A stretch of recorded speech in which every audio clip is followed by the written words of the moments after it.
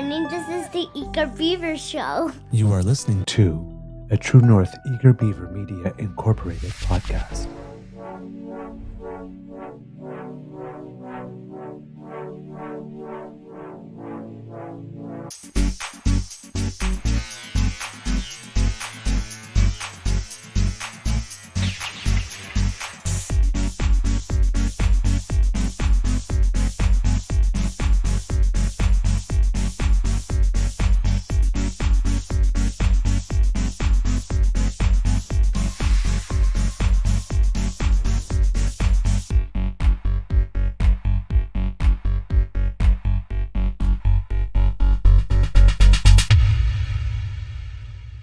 The True North Eager Beaver podcasts are proudly brought to you by our founding sponsors, the Misfit Mysteries from Corvid Moon Publishing, your source for science fiction, fantasy, and cozy mysteries featuring a broad diversity of characters, CanadianTarot.com, your uniquely Canadian online eclectic tarot community, and the Peppermaster, hot pepper sauces made from farm-fresh ingredients to thrill your taste buds and expand your mind.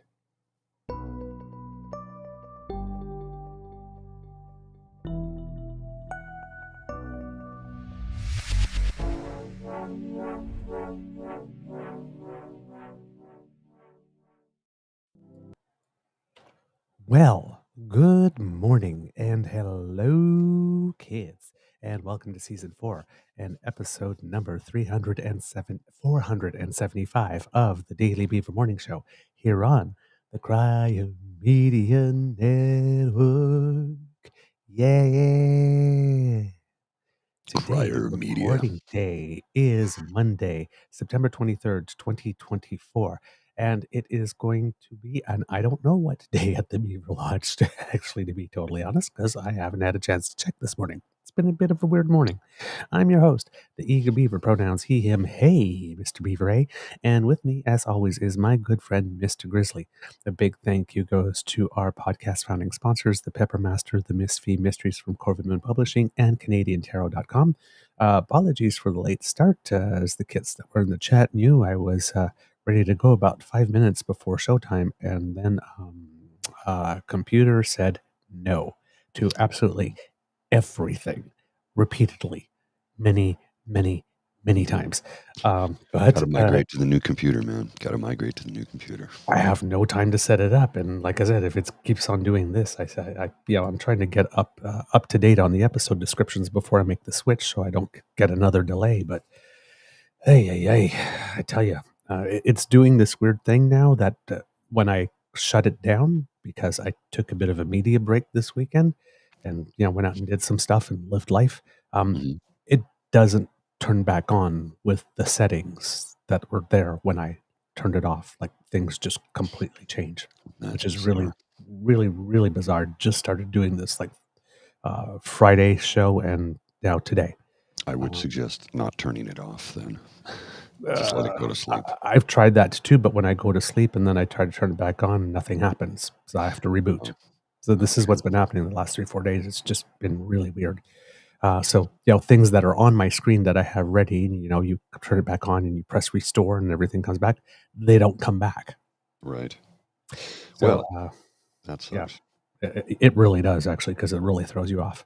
But hey, we're all here and we're all together. So that's what matters. And we will have a show for you no matter what. But Mr. Grizzly, how's your mental health doing today, sir? Mental health is okay. My physical health is leaves a little to be desired there. My allergies, it's hay season, right? So my butt's getting kicked right now, along with my back is killing me. I had a very, very busy weekend. Saturday we were up early, took Lola out for like a long walk, and then went to Taste of Wellington on Wellington Street here in Hintonburg, Westboro area. Left there, turned and went to the Red Blacks game. Got home from the Red Blacks game, got changed, took Lola out quickly, and then we went to a friend's 50th birthday party way out in the country. So yeah, didn't get home till late, and we got home and we're still kind of wound up from the party because we're dancing that. So we went over to the Manx to have a beer because the lineup to get into the pump was like insane. Yeah. So we just went over to the Manx and had a beer, and then Sunday morning woke up, and Bridget was like, get up, we got to go. I'm like, what are you talking about? It's only 8 o'clock. She was, Army Run. Oh, yes. Okay. So we went down to Army Run with Lola and met lots of people and saw there must have been 15,000 runners, if not more. Oh It's a my. big race. Yeah. It's a big race. Okay. Okay. For us, it was a good weekend too. We had a Poutine Fest going on in town. So we Mhm. went to there on Friday night at the Market Square. There was a end of summer outdoor dance party by City Hall with Oh, live cool. DJ and whatnot. So we had a outside dance, lovely weather for it. And then on the weekend, we took a trip out to go visit Kit Hugh Oh, and cool. met his brother, met his father, spent a night out in the area. We were in Peterborough area yesterday and took a slow drive back, stopped in Stirling, Ontario for a little bit and got back home. So it was a lovely disconnect weekend. Um, the show might be a little thin on content Wasn't a because lot happening this weekend. I haven't done my regular research. I just really enjoyed the weekend, which is really nice. We both needed it. Hmm. We both needed it. Just some getaway time. Uh, but yeah, Yeah. Not a lot happened this weekend news-wise, though. I mean, I was following, what, checking lines. I don't see a lot. good What? because I really checked out. Because yesterday when we got back home, uh, Alex was doing some work. We're trying to. We have a crawl space under the bedroom, and it's way too humid. And we noticed that there was some mold that was starting to form, so we had to take all that to deal with the mold and brought in a dehumidifier, and we're going to tarp it and all that kind of stuff to try to keep the moisture down. So while Alex was installing the dehumidifier yesterday, I was all over looking for news about the launch of the BC election because it launched on Saturday. You wouldn't really know it. I had more difficulty finding anything whatsoever about the launch of the BC election than I did for the New Brunswick election. And the New Brunswick election was challenging enough. I mean, I really normally I should just be able to type in, campaign launch, NDP, BC, and get a whole thing. There is nothing. There's No. nothing. There's nothing on David Eby's personal site. There's nothing on the NDP's site.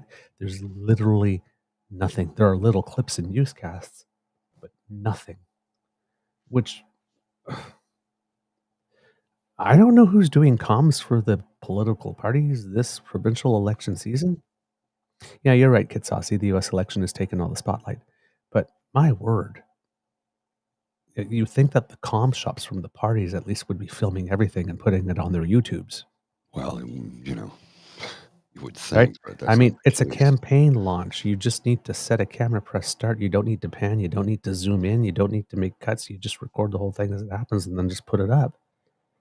But that does not seem to be happening, um, which is weird, especially for a campaign launch, Hmm. Yeah, I don't know what's right? going on with that. It's very bizarre. It's been very bizarre. Um, But yeah, over the course of the weekend now, officially some stuff sort of happened a bit Friday, but it really was on Saturday that it was the big thing, the official launch.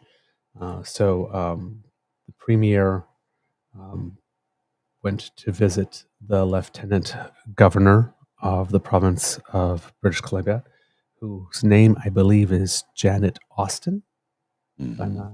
not mistaken, um, and asked for the right to have the writ be dropped. And yeah, it is Janet Austin. And so it'll be the 43rd provincial general election in British Columbia, and it's scheduled to take place on October 19th. In British Columbia, they do have a fixed election date law. So the leaders have been, quote unquote, unofficially campaigning for weeks, according to CTV here. But apparently, the pace and the events and rhetoric heated up quickly. I don't know about the events. The rhetoric we've heard about, that's for sure. During a stop in Langley as part of a day-long blitz of Lower Mainland communities, New Democrat leader David Eby took a shot at BC Conservative leader John Rustad's campaign kickoff event by saying it was sparsely attended with a few crows nearby. Wow. Wow, shade. Yeah, a little bit, Rustad, who opened his campaign, especially Crow. Rustad, who opened his campaign at Vancouver's downtown Eastside Crab Park, called EB's leadership weak. Ooh, gee. Keep that language down, gentlemen.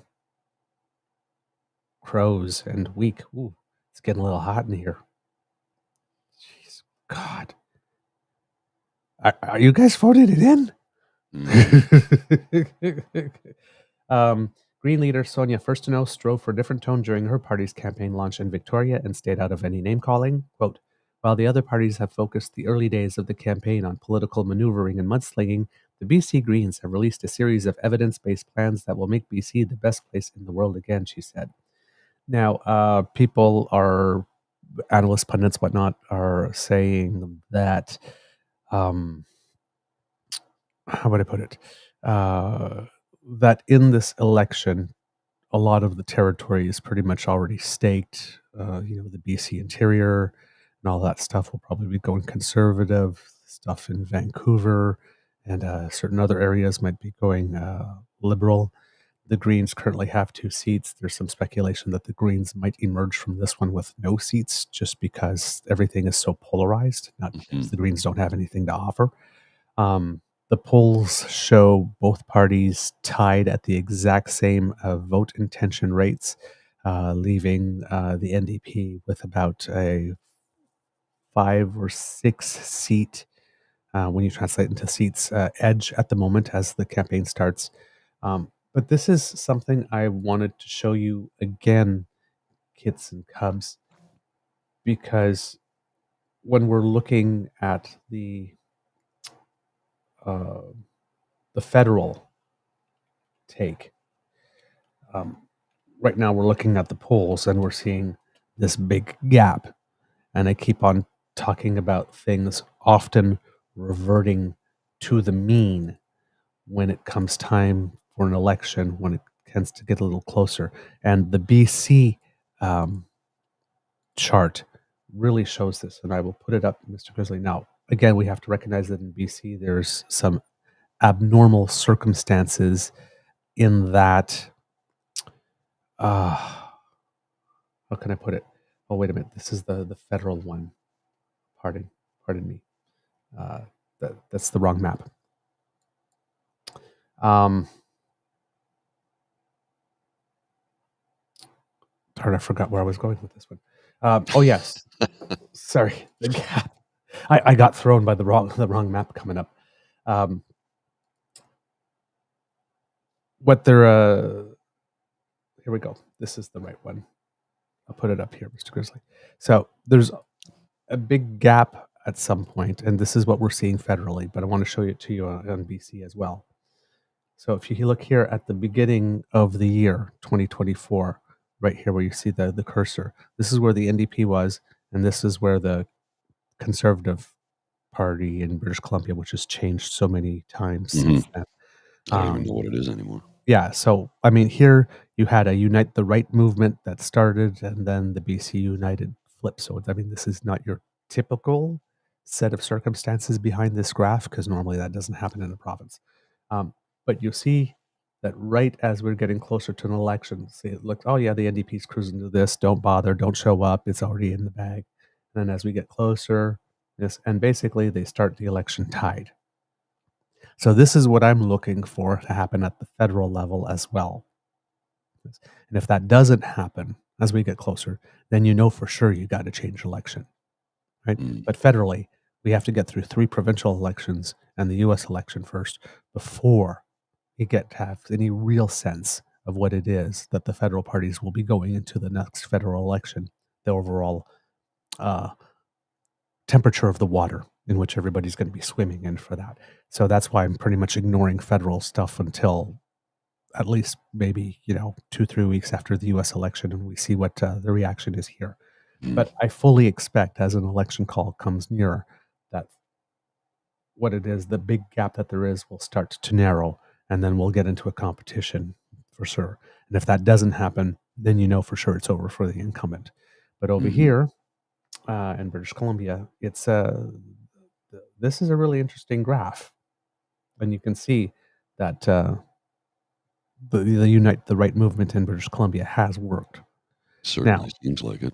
Now they have a weird salesman because, well, John Rustad has had a bit of an eventful path That's to one way getting to where put he it. was.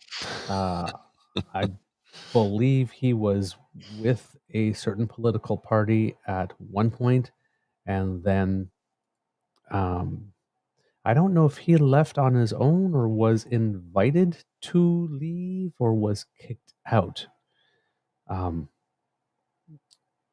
But yeah, he he was reelected in 2020 and served as Liberals' critics for forest lands and natural resource operations. This is according to Wikipedia. After suggesting online that carbon dioxide emissions were not contributing to climate change, as part of the BC Liberals, Rustad was removed from the Liberal caucus by leader Kevin Falcon on August 18th, 2022. He then sat in the legislature as an independent politician. On February 16, 2023, Rustad joined the BC Conservative Party. Given the party representation in the legislature, Rustad cited irreconcilable differences with Falcon in explaining his party change. I guess those differences aren't irreconcilable anymore. On March 23rd, 2023, Rustad announced that he was running to be leader of the BC Conservatives. He was acclaimed as the leader on March 31st, 8 days later, succeeding Trevor Bolin. And on September 13th, 2023, BC United MLA Bruce Badman crossed the floor to join the Conservatives. This gave the Conservatives 2 MLAs necessary for official party status in British Columbia. And then it seems that somewhere along the way, Kevin Falcon, who had basically kicked him out of the BC Liberals, then decided he was going to fold the BC United and join Kevin Rustad, who he kicked out of. Are you following this yet? It's like a soap opera. I'm very confused. I don't know what the hell is going on. Yeah. It's bizarre. So, and then since then, Rustad has basically lifted every media line that Pierre Poilievre has been using for the past year and a half. And is go running with that. Rustad kicked off his campaign in front of a homeless encampment, using the tents as the backdrop, which created a lot of controversy and scandal, similar to when PP did it for one of his videos. Once again, exploiting the misery and tragedy of people for personal political gain. And I'm guessing he also did not knock on the flaps of the tents to ask the people he was exploiting whether or not he could use their homes as a backdrop to make his case. I'm going to guess. Yeah. So not the best start in that sense, but on track and on brand for what this movement appears to have become, pointing out those people who are living in a way that makes us uncomfortable, or who might be pushing our ick or ooh button, and then saying, "I'll take care of them." So yeah. Not the best at all, and actually quite disappointing, to be totally honest. Because you'd think we would expect better from people who are allegedly supposed to be running to represent everyone, but no. EB's first day also included stops in Richmond, North Vancouver, and Burnaby, where he introduced candidates in area ridings. EB was greeted by enthusiastic crowds at Richmond and Langley, where people lined the streets outside his events and crowded into rooms to mingle with the NDP leader. EB was presented with Iranian homemade bread at a stop in North Vancouver, which he sampled immediately after ripping off a large chunk, but he also found time to launch broadsides against his main political rival on issues that are sure to dominate the campaign: namely healthcare and housing policy. Rustad is proposing to make deep healthcare cuts and will drop government housing affordability measures, returning the homes issue to property speculators, he said. Quote, "We're going to build the housing people need," EB said, adding Rustad said Saturday government should not have a role in housing. Yeah, that was another one. So climate change is not an existential threat, and the government should have no role in housing, says Rustad. This is really stupid. In other words, he's saying he's got nothing for you. Well, in British Columbia, where housing prices and lodging prices are a thing everywhere, but in BC, where they've been a thing for quite a long time, the guy who wants to be premier says it should not be my responsibility, and I got nothing for you. Well, and then you compare and contrast that to the city of Montreal, which is looking at, and in the province of Quebec for that matter, looking at putting an end to basement apartments due to all the flooding that took place this past summer.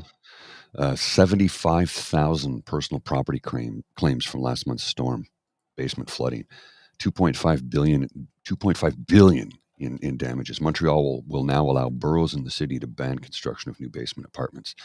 Here's where that can be a bit of an issue. Basement apartments in a city tend to be the cheapest apartments you can rent. They're not always the most expensive. So, it's an option for a lot of people, but now they're going to say, no, you can't do this anymore. Apparently, according to, let's see, where is it? Landlords are already taking their basement units off the market, while insurance companies have started to deny flood coverage to some higher risk buildings with basements. So, meanwhile, you got this guy in BC who's saying, not my responsibility. And here's the other thing, too, is that he chooses to do his opening in front of these types of tents, right? Rustad said he chose Crab Park on Vancouver's waterfront for his campaign opening because it showcased the industrial activity happening at the city port, as well as issues of homelessness and toxic drugs. But he's got nothing for you in housing, and he says it shouldn't be provincial responsibility, or that government shouldn't be involved. Then why are you using the tents? Yeah. Oh my God, homelessness is terrible. Okay, well, I'm not going to do anything about it. So on to the next subject. Then why have that as your backdrop then? Exploiting people for political gain. I don't know. I know, right? So the park has been a site of friction. Several homeless people mounted a successful court challenge to stay in an encampment set on the property. But city crews moved in earlier this year, saying the site had become dangerous and hazardous. Just a few tents remained in the background behind Rustad's podium on Saturday. Quote, "It's a stark contrast between what we're trying to do for the people of British Columbia, which is nothing apparently on housing, and where we hope to see hope for our future." Wow, we're hoping for hope. He's not even going to provide hope. He's just going to hope that hope will somehow magically arrive at some point. Oh my God, this guy. BC is at a crossroads. The question is, are we going to fight for a future, or are we going to continue to manage decline? Rustad later moved on to Vancouver Island, where the BC Conservatives are targeting several NDP-held ridings. What's that, the quote? I want to be premier. Yes. Be provincial responsibility. Yeah. I think your voice may have cut out there, Mr. Grizzly there. There's something going on here this morning. I'm getting static. You keep freezing, but it's only on my end, not yours. Okay. So It was I don't know what's happening. Kit Jim saying, "I want to be premier, but I don't want anything to be provincial responsibility." That seems to be pretty much it. He said the party would lay out the BC Conservative plan over the next 29 days to address the issues that he said the NDP have failed to solve. Quote, "There is hope that we can bring change, whether it's getting rid of the carbon tax, whether it's the investments that we're going to make in healthcare, whether it is the changes that we need to do to get treatment and recovery in place for people with addictions, or whether it is making sure that we get our economy going," he said. EB also focused on Rustad's healthcare agenda, saying the BC Conservative plan would mean cuts, including fewer healthcare workers and cancelled hospital projects. Quote, "You don't fix that system by cutting services, by cutting money out of that system," he said. "Now is the time to hire healthcare workers. Does that seem intuitive to you?" It seems intuitive to me. EB, who started his campaign a day early on Friday, said the province is facing many tough challenges, including affordable housing, public healthcare, mental health and addictions, and the cost of living. But he pledged to be laser focused on tackling them. Quote, "We can't divide each other," said EB. "The only way we solve these problems is by working together." Here's my commitment to you, to everybody in this room, to all British Columbians. We won't rest until the job is done. Be prepared to stay up 24/7 for the next 4 years, sir, because the problem's big. First to Know said her party is committed to, quote, greater collaboration and communication with the goal of solving problems of healthcare, education, social safety, infrastructure, and affordable housing. Quote, we have to address these challenges. They're all solvable, but we don't solve them by going to our corners and pointing our fingers at each other and spending all of our time focused on who's right and who's wrong, she said. It's about working together. First Know said that the Green Party's full platform would be released in the coming days. Now, the reason I mentioned that these things take a while is because this morning I was reading an article about right here in Kingston, the opening of a new co-op building, 3-story co-op building with 38 residences. This with rents, I think, about 63 to 82% below, well, around 63 to 82% of market price. So that people can actually get a 2-bedroom apartment for just under $1,000. Right? That project took 7 years. 7 years? From the time they started talking about it to the time they officially unveiled it. 7 as is complete. It took 7 years. So that's what I'm saying. And we're talking about BC Ground Zero here. Yeah. Look, if you probably won't stop until the job is done. You're pretty much going to do nothing but that, and you got to find a way to light a fire under several backsides. Because 7 years for a 38 residence co-op project, some would say that's too long. Yeah, you think? Yeah. 38 units. 7 years. 7 years. That's ridiculous. I know. Look, I understand that some projects take 10 years to get off the ground, from planning stages to purchase the land, plan it, do the soil samples, this, that, the other thing. You design changes multiple times. I get that, but usually when it takes that long, it's because it's housing 200 or 300 people, not 38. I understand all the rules and regulations are in place to make sure that the build goes peace so that people don't get harmed in the process. And all of that is reasonable and makes sense. But 7 years for 38 units? That's absurd. Yeah. So it seems that in British Columbia, the big battleground is going to be the Surrey area. And many of the leaders are saying that they are planning to go there several times. I think Rustad said that he'll probably be there between 6 and 10 times over 29 days. So Surrey, it's one of the fastest growing areas in all of Canada. And of course, as we know, if you've been following the news, there's some gang issues there in Surrey as well. And then there are gangs. Well, there are drugs and other things. So that's sort of like ground zero. I would put it. If anybody wants to have a doom and gloom election campaign and point to everything that's going wrong in BC, you could basically, stay in Surrey and point and say, "Hey, see this and see that and see this," and pretend that it applies to the entire province. That life in Prince Rupert is like life in Surrey. I've got something here that was just sent to me in regards to John Rustad. It's apparently the BC Conservatives' willingness to use the notwithstanding clause to overrule the courts and implement their ideological will on the people. Oh God, not that. This is it's a 31-second clip from I think it looks like it's a podcast, air quotes media. So yeah, it's a podcast. Watch this. We may end up getting a challenge in terms of the involuntary compassionate care. We may end up getting a challenge from a Section 7 under human rights. If that were to happen, we would certainly argue the case with the judge that this is the right thing to do for people and it's the right thing to do in British Columbia. But if the judge disagrees with us, then we would have to consider using the notwithstanding clause. We need to be in a position to be able to do what's right for people in British Columbia, and that should not be prohibited by a judge making a policy. So that pretty much says, we'll go and put it before the law, but if the law tells us it's illegal, well, we don't fucking care. We're just going to do it anyway. Yeah. Involuntary compassionate care. In other words, You go in a home.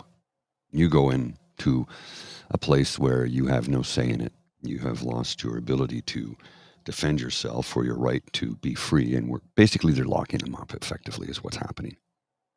Yeah, It's what's happening. but they And don't this have is the what he's space saying. for it. No, but this is what he's saying. He's like, well, we'll just use a notwithstanding clause. We don't give a shit. Yeah, but then okay, but again, let's follow this thing through, right? Just You use the wow. notwithstanding clause. You still have to have the places to put them. Mm-hmm. You still have to have the services. And you don't. You don't have the space. You don't have the place. And you're not prepared to build them either. No, because that's not his responsibility, he says, apparently. Again, all of these things, again, if you got your nose up against the understand the tree, can sound good. Well, it's, like I said, the municipality builds the facilities, but it's funded by the province. Mhm. So, yeah. But here's the case for people that are talking about involuntary treatment, right? It's like these people, they're a menace to themselves and they're a menace to other people. Usually, don't we commit these people? It's like there's a certain point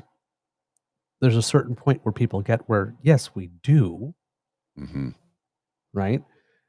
But it's not because you're making bad choices for your life, right? It's because you're literally a clear and present imminent danger. Yes. Like potentially fatal danger Mm-hmm. to yourself and to others.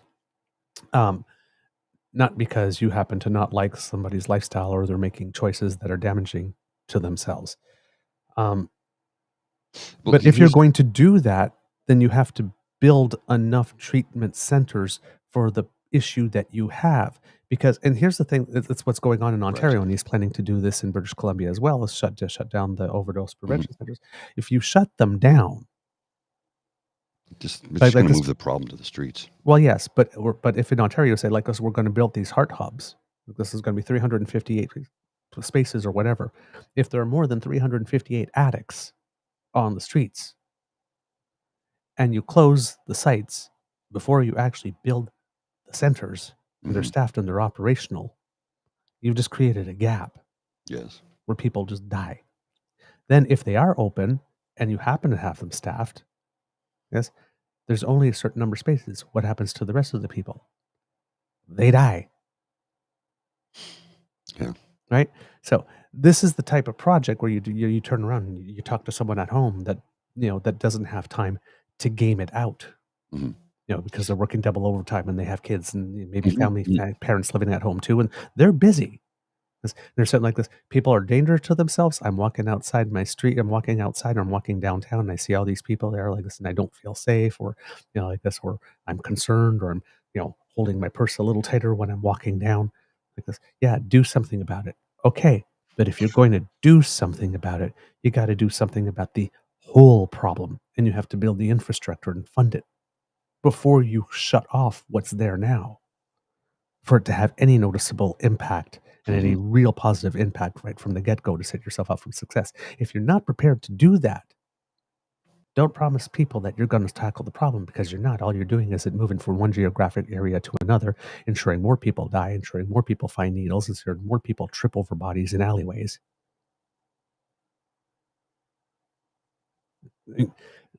These are not solutions. These are not solutions. Even if you believed in committing people against their will, if you don't build the spaces for it and don't have the infrastructure and don't have the personnel, the staff, and are not prepared to commit the budget that is required to see all these people through recovery, it's not going to happen. Well, let's address another issue here too, along with this. He talks about involuntary compassionate care, which sometimes is a necessity, right? If somebody is a danger to themselves or others and they don't recognize this, we have to take care of them. Except the way he wants to apply it is anybody he sees as undesirable, right? Just a broad stroke. If anybody's undesirable, that's it. You're getting committed. In the past, to commit someone against their will because they were a danger to themselves or others, you go before a judge, there's hearings, there's things that happen. Like there's checks and balances in place. But what he's trying to do is take them away and just make his own determination, which is very dangerous. And you're going to get a situation similar to what was the case during the dismantling of the occupation in Ottawa, when people took that to court, and federal court judge Mosley, Richard Mosley, ruled that when it came to, for example, the freezing of the bank accounts issue, right? It wasn't that freezing with the bank accounts itself was unconstitutional. That happens all the time. Yes, CRA. It was that the police, it was that the police were going to the bank and saying, "We're worried about these people. Please freeze their bank accounts," and that it wasn't going through an independent, objective third party like a judge. The police should have brought their request to a judge, to get a judge to say, yes, in this case, you can freeze this account, and then bring it to a bank. Right? Just in case. Here's the same thing. If we're just picking people off the street and then putting them in that type of treatment voluntarily, because these people do have rights. These people do have rights. And the Supreme Court of Canada has already ruled that people who suffer from addiction should not be condemned to a death sentence just because they happen to be struggling with an addiction. You can't abandon them. No. You can't say, too bad, this is a choice you made for yourself. Screw you. I think you can't deny them the service of a safe injection center, or, for example, a safe inhalation center, one which has just opened in British Columbia. The first one in Canada has just opened 4 days ago. Rusted wants to rip it out, just like Doug Ford ripped out the Chargers. It's there. It's already built. Staff it properly, have the proper security, have whatever like this. Don't tear it down. Yeah. You just built it. Give it time to work. See what happens, right? And now they're going to say, well, we already saw what happened with the those sites. Well, again, did you staff them properly security-wise? Who knows? Since you opened these sites, what else have you done to help that community? Insight's been around for a while. It's got to be pushing 20 years, isn't it? I would say so. I think it's got to be close to 20 years. So what are these things? Have to work together. Insight was open in 2003. There you go, 21 years. Yeah. You build the harm reduction services, but that doesn't mean, okay, I got the harm reduction services, that should solve it. I don't need to do anything else. You got to build all the wraparound services that go along with it. Yes, while doing the public education piece to help people, next generations not get involved, while having the community diversion programs so that at-risk youth have stuff to do after school that's productive and don't wind up in situations where somebody would say, hey, first hit is free. Wink. Right? Yeah. You have to do the other stuff too. You can't just build the harm reduction center and say, okay, job is done. No, there's more to it than that. And then come back to two decades later and go, well, it didn't work. Well, you didn't do the rest of the stuff. You didn't do anything. There were more elements to the plan. Yeah.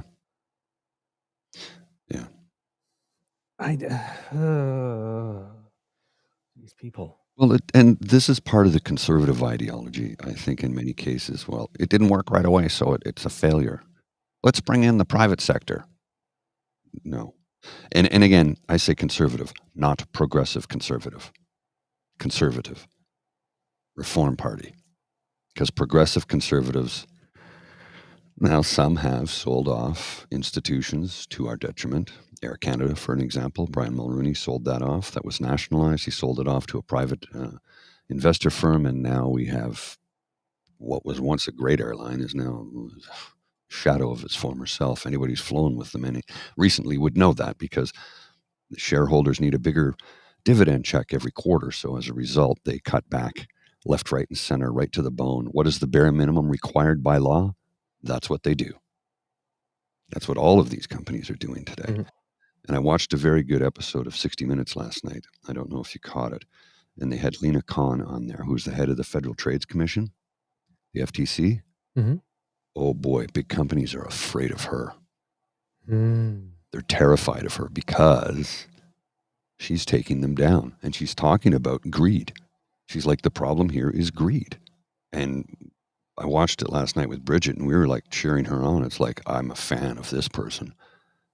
She's like, they're getting wealthy on the backs of working people, and they don't care.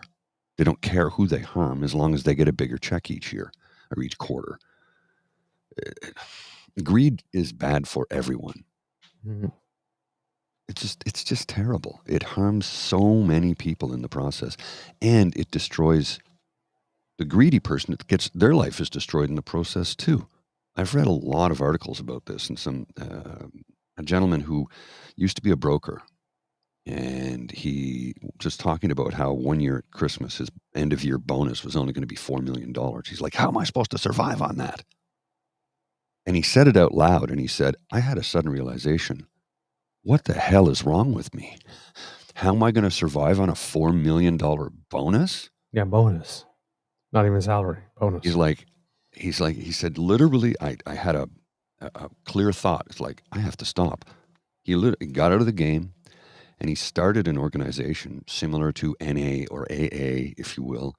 And it's wealth addiction, Mhm. where he is bringing people in to discuss how they just got greedier and greedier and greedier and wanted more and more and more, and realized that they'll never have enough.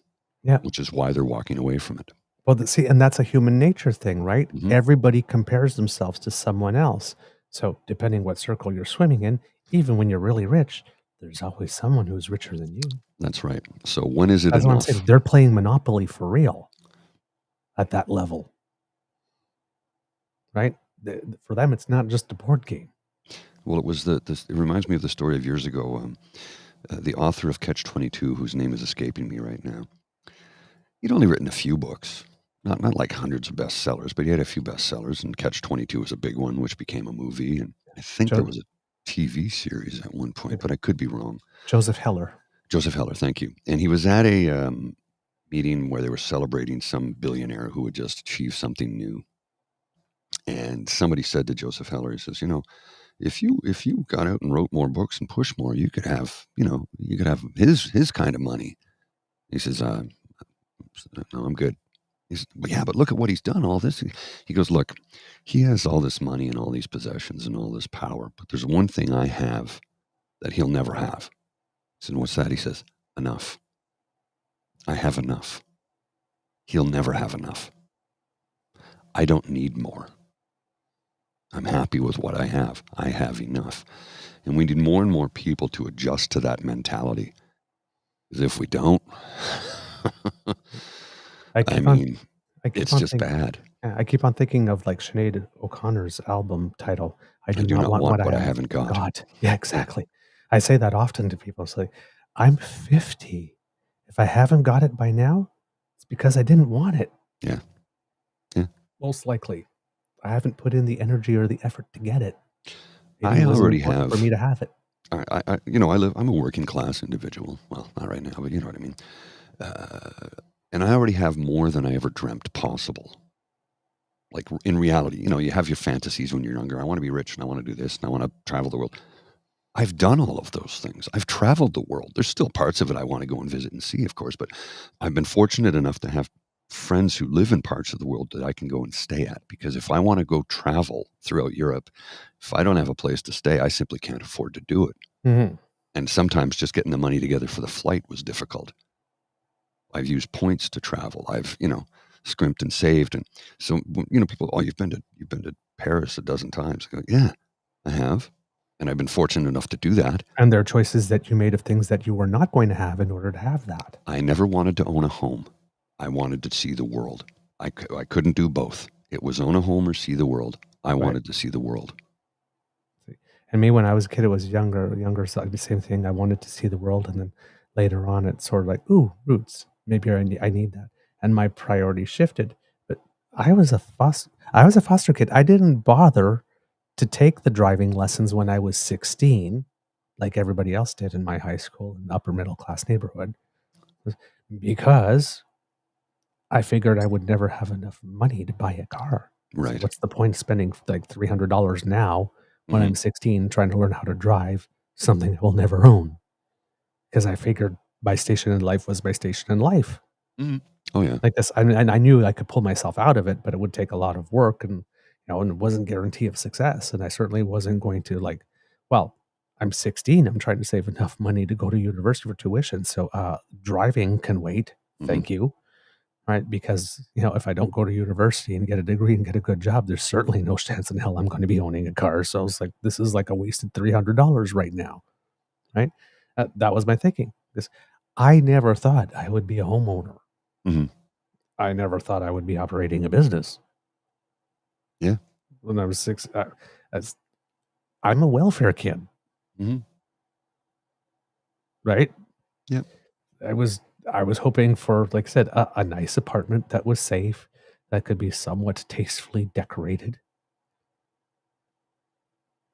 and just having, muddling through as best I can, hopefully happy. That's why I get people ask me for a long time, what do you want to be when you grow up? I want to be a lawyer. I was like, I want to be happy. That was, John Lennon. I need myself some happy. John Lennon, when he was in school, they said, what do you want people to be when you grow up? And he says, I want to be happy. They said, I don't think you understand the assignment. He says, I don't think you understand life. Yeah. Like, and as somebody who battled depression for 44 years, because it's still a battle for me, being happy, that's a pretty lofty goal for somebody like me. And I am happy. I mean, yeah, sure, I got my difficulties just like everybody else, but I'm happy. And that is an achievement as far as I'm concerned. Now, I need to issue a little gentle correction on myself, or gentle precision. When I say that the Inhalation Center in Vancouver that is open is the first one, it's the first inhalation center, but it's not necessarily the first inhalation room. What exactly is an inhalation center, by the way? So we have safe injection, right? Right. But a lot of people now are not injecting them. They're actually inhaling. So and you can't do that in the safe injection center because the vapors go all over. Right, so now they've got these rooms that I guess are somewhat pressurized, whatnot, that have an negative pressure expulsion system to remove that. And if something happens, then somebody can come in. I guess there's might be some video monitoring like this. And if they see something happens, they'll come in and help you. But at least it's, but this one in Vancouver will have multiple rooms.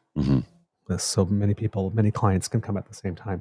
But there is one in Saskatoon, because the group Prairie Harm Reduction in Saskatoon, which operates solely on public donations and sales of merchandise, because the government's not funding it at all in any way, shape, or form in Saskatchewan, has had an inhalation room since it opened in 2020.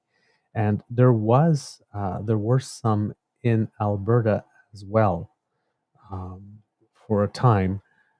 Said Alberta used to have inhalation rooms. The supervised consumption site in Lethbridge, run by a nonprofit group named Arches, had 2 of them until it was closed by the UCP government in 2020, and the site was replaced with a mobile unit run by Alberta Health Services, which is now being farmed off to Covenant Health Services, which is a private for-profit Catholic hospital. Anyway, all right. Yeah. Okay. And the AHS mobile site has far fewer booths, operates away from the downtown core, and lacks inhalation spaces. But the one in Vancouver, it says here in City News that it's ready to open with the aim of reducing drug poisonings and disease transmission, offering referrals for those seeking treatment, and decreasing drug use in public. The BC Centre for Excellence in HIV and AIDS unveiled the inhalation site Wednesday at Hope to Health Research and Innovation Center in the downtown east side. The executive director, Julio Montaner, who is world-renowned for his contributions, says supervised injection sites have been successful in preventing people from dying from overdoses, and those who smoke their drugs need a similar service. Quote, the number of people who were dying from overdoses who had a background of injection drug use was decreasing over time. On the other hand, the number of people dying from in the context of smoking drugs was increasing in a very rapid fashion. Montana says people can start using these rooms in the coming weeks. Quote, The inhalation room attached to a medical facility is an ideal way to engage people in a conversation regarding their use, and even when they are ready, willing, and able, we can help them to transition to better programs, whether it's medical programs, he said. The center has been running a supervised injection site for years, which sees more than 1,000 people monthly, and last month resuscitated 5 people. The Wow. new facilities offer indoor individual negative pressure rooms that allow fresh air to circulate and can clear out smoke in 30 to 60 seconds while users are monitored by trained nurses. Advocates calling for more supervised inhalation sites have previously said the rules for setting up sites are overly complicated at a time when the province is facing an overdose crisis. More than 15,000 people have died of overdoses since the public health emergency was declared in BC in April 2016. Kate Salters, a senior researcher at the center, said they worked with mechanical and chemical engineers to make sure the site is up to code and abides by the highest standard of occupational health and safety. Quote, "This is just another tool in our toolbox to make sure that we're offering life-saving services to those who are using drugs." Montana acknowledged the process to get the site up and running took, quote, "an inordinate amount of time," but said the center worked hard to follow all regulations. Quote, "We feel that doing this right with an appropriate scientific background in a medically supervised environment, etc., allows us to derive the data that ultimately will be sufficiently convincing for not just our leaders, but also the leaders across the country and across the world to embrace the strategies that we are trying to develop." Montana said building the facility was possible thanks to a single $4 million donation from a longtime supporter. Wow. Construction finished less than a week before the launch of the next provincial election campaign and within a year of the next federal election. Montana said people could start using the specialized rooms in a matter of weeks after final approvals from the city and federal government. According to the BC Coroner Services, drug smoking-related overdose deaths have overtaken those by injection, with smoking-related deaths increasing from 29% in 2016 to 65% in 2023, whereas injection-related overdose fatalities have decreased from 36% in 2016 to 15%. So basically, the way that people are using drugs is shifting, so therefore the response must as well. It's a smart way to do it. Well, I just, one second. Sorry about that. I had to clear my throat. Just the other day, I was out for a walk with Lola, and Bridget was with me, and I pointed out something to her. I said, just take a look to your left there. She goes, what? And I said, she goes, what was she doing? And I said, well, it's either crack, crystal meth, or fentanyl. I don't know which one. And just like sitting right beside the quickie in Boshi Square, right beside the tent. And I had walked by an hour earlier, and she was shaking so bad she couldn't do anything. And I don't know if somebody helped her or what, but she was able. Her hand was steady, and she was trying to huff. I don't know, huff, inhale, whatever. The glass pipe and the tin foil and the whole, Yeah. And somebody looked, and I just just sort of leave it be. Like this person is suffering, whether you realize it or not. This person is suffering. They don't need to be in jail. They need to get some help. And unfortunately, I don't think there's help available. So we just wandered on by, and both of us felt pretty bad. But what are we capable of doing in a moment like that? Right. I'm not trained to address somebody like that and get them the help they need. I don't know how to do it. I don't. But I see it. It's in my neighborhood, on my street, it's like right on Elgin Street. One of the busiest streets in the city. And there she was. And I see her frequently. She's a nice lady. I've talked to her a few times. She needs help. I don't know how to get her the help she needs. And as the saying goes, you can lead a horse to water, but you can't make it drink. Right. So do we commit her? Well, no, I don't want to do that. What do? I don't have an answer. But I know that there's no supports in place for her. And that is the sad part. Yeah. And the other aspect that you mentioned is one of the reasons like groups like the Canadian Civil Liberties Association, why their backs rise up and they get really nervous when people start talking about involuntary treatment, because it applies to whomever is the government determine are the undesirables or the blights. And that's a goalpost that can shift and move. Mm-hmm. Oh, yes. Right. So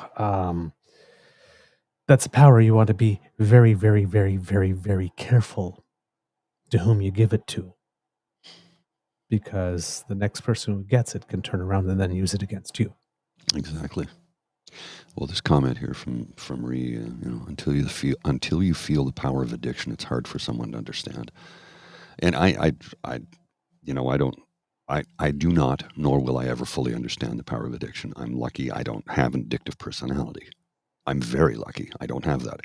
Most people have addiction in their personality, whether it's to drugs or gambling or alcohol or sex or adrenaline junkies. Most people have some sort of addiction or lean into some sort of addiction. And when somebody says, well, how can working out all the time be an addiction? Just because it's healthy doesn't mean it's not an addiction. Yes. An addiction doesn't need to be unhealthy. You could be a bodybuilder and still have body dysmorphia. Yes. You could be Mr. Olympia and still have body dysmorphia. It's usually the other way around, though. Because when we think about body dysmorphia, it's, I'm not thin enough, or or like, I'm, as it applies to people who are transgender, which is a whole different type of body dysmorphia. Indeed. But for people who are going to the gym and juicing up on steroids, for them, they're never big enough. They're never cut enough. They're never shredded enough. It's like they're, physically, they look like specimens compared to the average person, but it's not, as you say, enough. Left, right, center, here and there. It's not enough. There's already somebody bigger, somebody more shredded, somebody more ripped. Like this, you might have the best biceps in the entire gym, but somebody's got better calves. Yeah. I guess, and you have the body type that's such that calves are hard for you. For me, it's the other way around. If my entire body was like my calves, I'd be dangerous. But we all have body types, right? It's like if you live in the land of the ectomorph. I think that's what I am. Am I ecto or meso? I can't remember. Somebody told me. I don't know. But it's like it's like standing next to the guy who's like goes to the gym, lifts a 100-pound weight once, and then pops. Right? It's like you're never going to be that guy. It's like that's not your body type. Like this, but if you want what you can't have, and then you try to substitute that chemically somehow to try to make that happen, it's like you might get closer, but you are doing other things to your body. I remember reading an article many years ago, I think it was in Psychology Today, where they were asking gay men this. And again, if you think the beauty standards are high in certain areas, like when you get to gay men, holy crap, trust me, we kind of understand the dynamic with women, right? And we're seeing that happen. And people were asked, would you willingly shave, I think it was 5 years off your life or 10 years off your life in order to be the hottest version of you now? And it was frightening, the number of people who said yes to that. Yeah, it's not right. Really frightening, the number of people. And I'm thinking, if you're some cute 25-year-old thing or 31-year-old thing who thinks, you know what? I would do I would like to be hotter, and it's worth it for me to die at 75 rather than 85 in order to have like 20 or 30 years really, really hot now. What are the odds that you're probably engaging in behaviors right now that are probably taking years off your life anyway?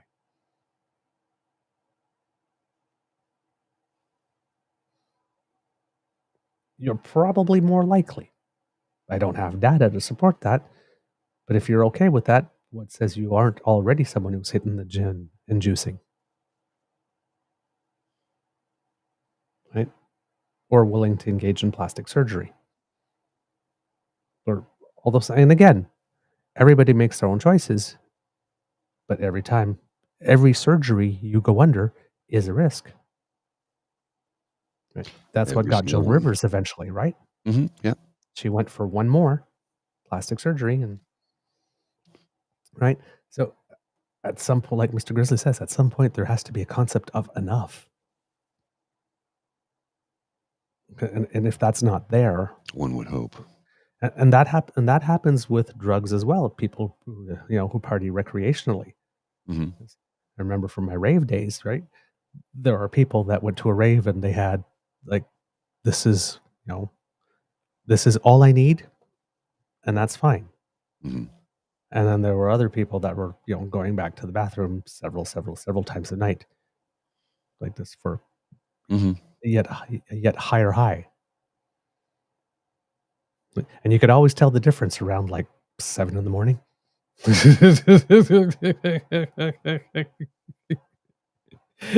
So, enough, the concept of enough definitely does matter. And for some people, because we have to, again, we're all wired differently. For some people, whatever the addiction is, food, sex, work, gym, drugs, money, power, there's going to be a group for whom it will never be enough.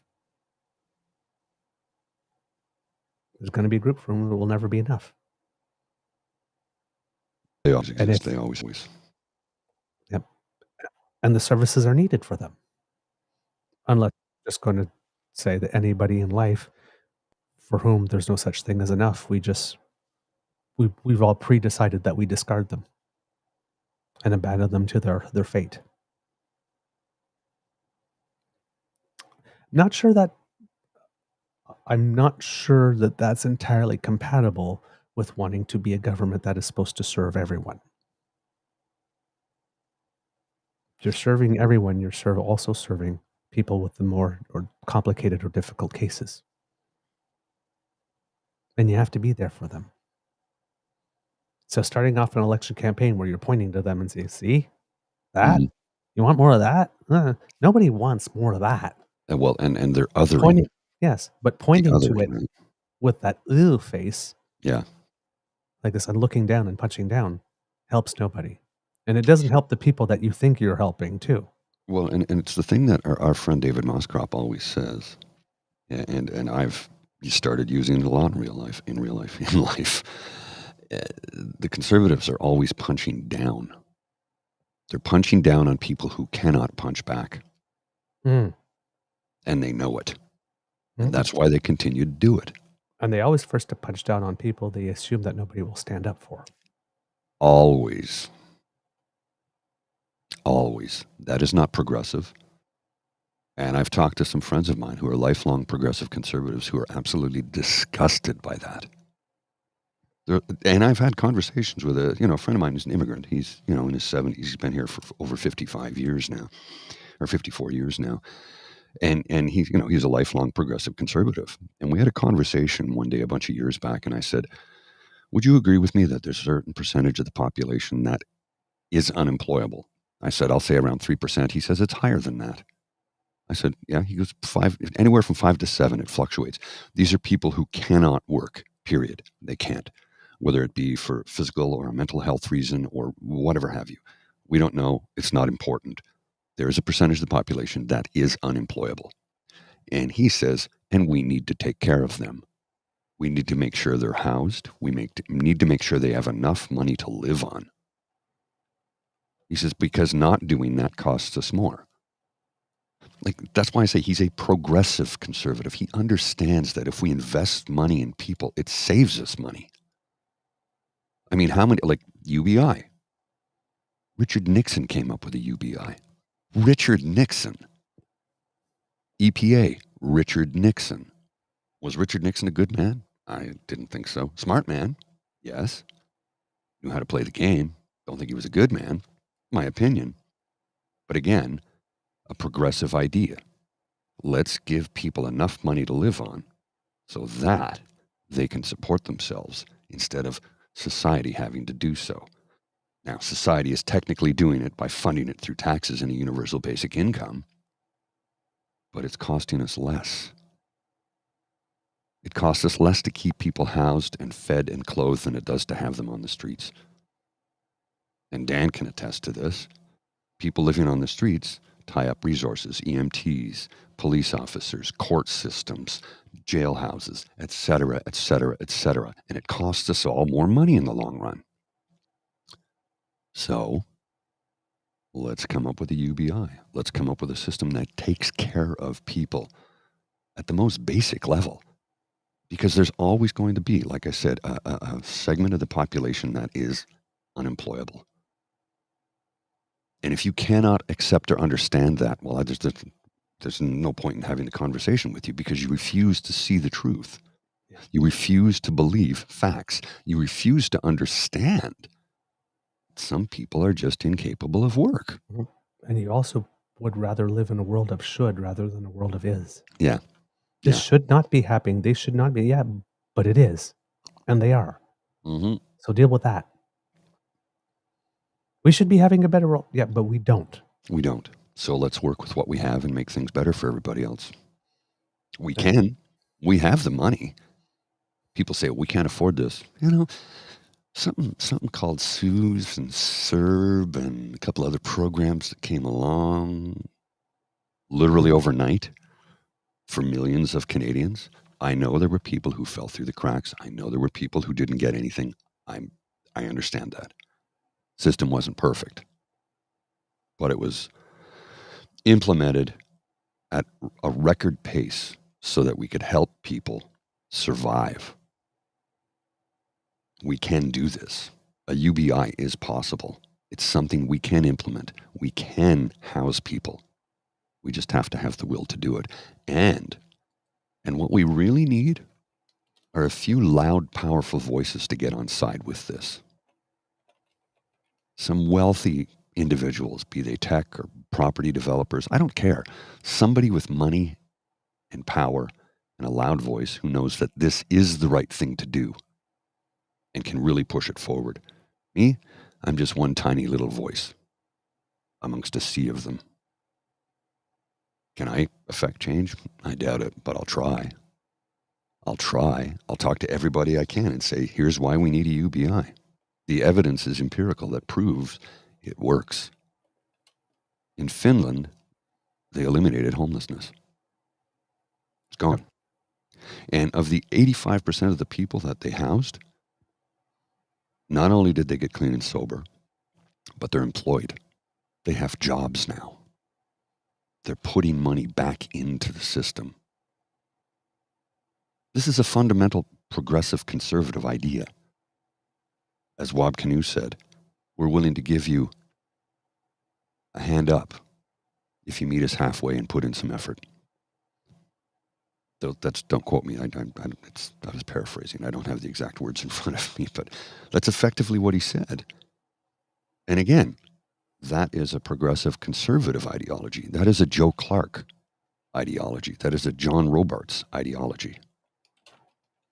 It's not new, and it's something I've always been on board with. We're going to give you the help you need to get on your feet, but you got to put in a little bit of effort on your part. And we do understand, again, that there are people who can't do that. So those people we will help because we have to. Mm-hmm. So I'll get off my soapbox now. I'm going to enjoy my coffee. Now, shifting from BC to New Brunswick just for a little bit, Blaine Higgs was his usual charming self. I would like you, Mr. Grizzly, if you could play the embedded video in the article. What article? He... Oh, this one? Yeah. Oh, yeah, I see it. Just give me Premier Higgs decided, I believe it was on the first night of the campaign itself, that he was going to make a joke. And it did not go over. Mm-hmm. And it caused people to ask for an apology. So let's look at this little clip from Global News here. PC leader Blaine Higgs is facing backlash over a joke made during his campaign launch event Thursday night. Higgs relayed a story from a volunteer during the 2014 election who encountered a supporter while door knocking and was told the neighbor had recently died. They just said, "Oh, I'm so sorry, was she sick or what happened?" And the lady just said, Oh, don't feel too bad. She was a Liberal.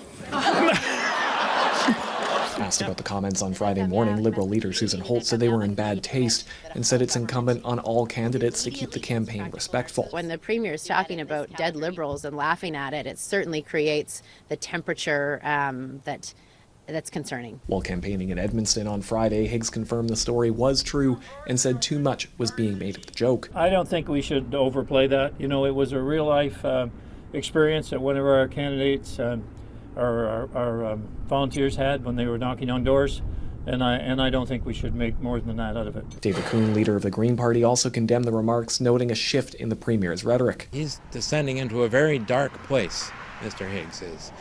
I don't know what happened to the man, but he's certainly a different person from the man who was elected in 2018. Both opposition leaders have criticized what they call divisive rhetoric from Higgs, particularly in light of changes to school gender identity policy, as well as recent opposition to the province accepting an influx of asylum seekers, both issues featured in Higgs's Thursday night speech. Holt told reporters her party has made pains to moderate their social media channels to avoid the abuse of other parties. We have a policy that says you can't insult people's character or people. You can only comment on their actions and their words and their results. And so it's a great opportunity to ask that the supporters of these amazing people, of Team Holt, that they keep it respectful. Election Day is October 21st. Silas Brown, Global News, Fredericton. Well done. Okay. Well done, Susan. Yes. Now, Higgs is quoted as saying, "I know that it's not an appropriate joke, but it was funny and it is true." No, it was not funny. No. It was inappropriate, however. And it is true that the person died. And maybe that person was liberal, but it's not funny. So I don't know what it is with conservatives and wanting to make jokes about liberals, particularly from the Atlantic region, die, because if we remember during the Harper days, we had then Agriculture and Agri-Food Minister Jerry Ritz joking about death by 1,000 coal cuts. And I remember somebody had mentioned that somebody had died, and he asked, is it Wayne Easter, who was his critic from the Liberal Party? Wayne Easter from Prince Edward Island, one of the nicest men in Parliament. Yeah, just joking. Oh, please tell me it was Wayne Easter who died. Yeah. This one, you don't have to go to the other door. She was a Liberal supporter anyway. She's dead now. As people, there's something called self-editing. Right? Where's your self-edit function, Premier? I mean, somewhere along the way, like, there's no bell in your head that went off and said, gee, if I say this, it could cause... Now, hey, maybe it's the whole thing, right? Given that he seems to be a changed person, not for the better. He has not changed for good. According to New Brunswick Greens leader David Coon, maybe maybe Blaine Higgs thought that this was a smart move to make that joke, and its self-edit function is a little corrupted. Clearly. But it's like, I don't know a reality in which that thought pops into your head and say, yeah, let's say that in front of a mic at a political gathering with cameras. Well, like that's where again, if you are a normal, reasonable, well-adjusted person, the light goes on inside your head, and you're like, you're about to say that, and say, you know what, I think I'm going to pull back on that. It's not a good time to have that discussion. Unless you want the reaction. Unless you said it to get the reaction. Maybe. Because again, he also did the typical conservative white man thing. Oh, gee, can't you take a joke, man? I don't really think that we should making a big deal about me joking about other people having died and me not having to represent them. It's a good death because it's a liberal death. Don't hold me. I think it's too much. Please don't hold me accountable for the irresponsible things I said. I don't think we should be holding me responsible for my own mouth. Yeah, that's effectively... It's your mouth. If you're not responsible for what comes out of it, who is? You used your right of freedom of expression to say something really dumb and go to a dark place, and other people use yours to tell you so. There's no such thing as speech free of consequences. You might not remember, you might want to remember that next time you want to make a joke. You have the freedom of expression in this country, and I will support that forever. You also need to understand there are consequences for the expression that you make sometimes. If it runs afoul of the large part of society, you're going to have to answer to that. You're free to express yourself, but you're not free from the consequences of that expression. You're not. So his campaign is off to a great start. Launches and then ends up with a controversy. So your day one and your day two trying to get reelected have been spent putting out fires. The New Brunswick Liberal Association is calling on Blaine Higgs to apologize for this comment, said a statement issued by the New Brunswick Liberal Association. Making light of the death of any New Brunswicker is highly inappropriate for anyone and completely unacceptable for the Premier of the province. When asked about the Liberals' request for an apology, Progressive Conservative Party Executive Director Doug Williams shifted the focus back to past remarks from Liberal leader Susan Holt. No, not what about. Even if Susan Holt had made past remarks, that still doesn't change the fact that you made remarks. So we're talking about what you did. Let's try to stay on topic, please. The topic is your behavior. Right now, in this current conversation, the topic of conversation is your behavior, not Susan Holt's. So Correct. Let's deal with your behavior, and then if you have an issue about Susan Holt, we can discuss that later. But let's not discuss Susan Holt's behavior in lieu of discussing your behavior, because yours is an issue. These are behaviors. If you're a citizen at home watching TV, somebody did something that's obviously wrong. Well, yeah, but what about when that person said, that's someone you don't want to vote for? Mm-hmm. Because when that person is given power and happens to make a mistake, intentional or not, that's probably the answer you're going to get there too. Indeed. And the mistake that they make then might be one that very adversely impacts you. And I'm sure if that's the case, you would want somebody to say, oh my God, my bad. I'll fix that. Rather than, oh, that's not so bad. And what about the time they did that? Well, you're dealing with someone who doesn't really believe in personal responsibility. Just saying. Things are starting to get a little bit. I mean, look, we're over a year away from the next election, unless the non-confidence vote actually was to go through, and it won't next week. It's not happening. NDP and the Bloc have already said they're not voting in support of the non-confidence motion. So it's all bluster from Pierre Poilievre. But last week in the House of Commons, things got a little heated. Well, there were some heated exchanges during question period in the House of Commons today. Prime Minister Justin Trudeau was accused by opposition Conservatives of using the F word, which is considered unparliamentary. Our chief political correspondent, David Aiken, is with me. David, question period can often get testy, we know. Sounds like it went over the top today. Yeah, it was a heated question period, Don. It wasn't the craziest I've ever seen, but still emotions running very high.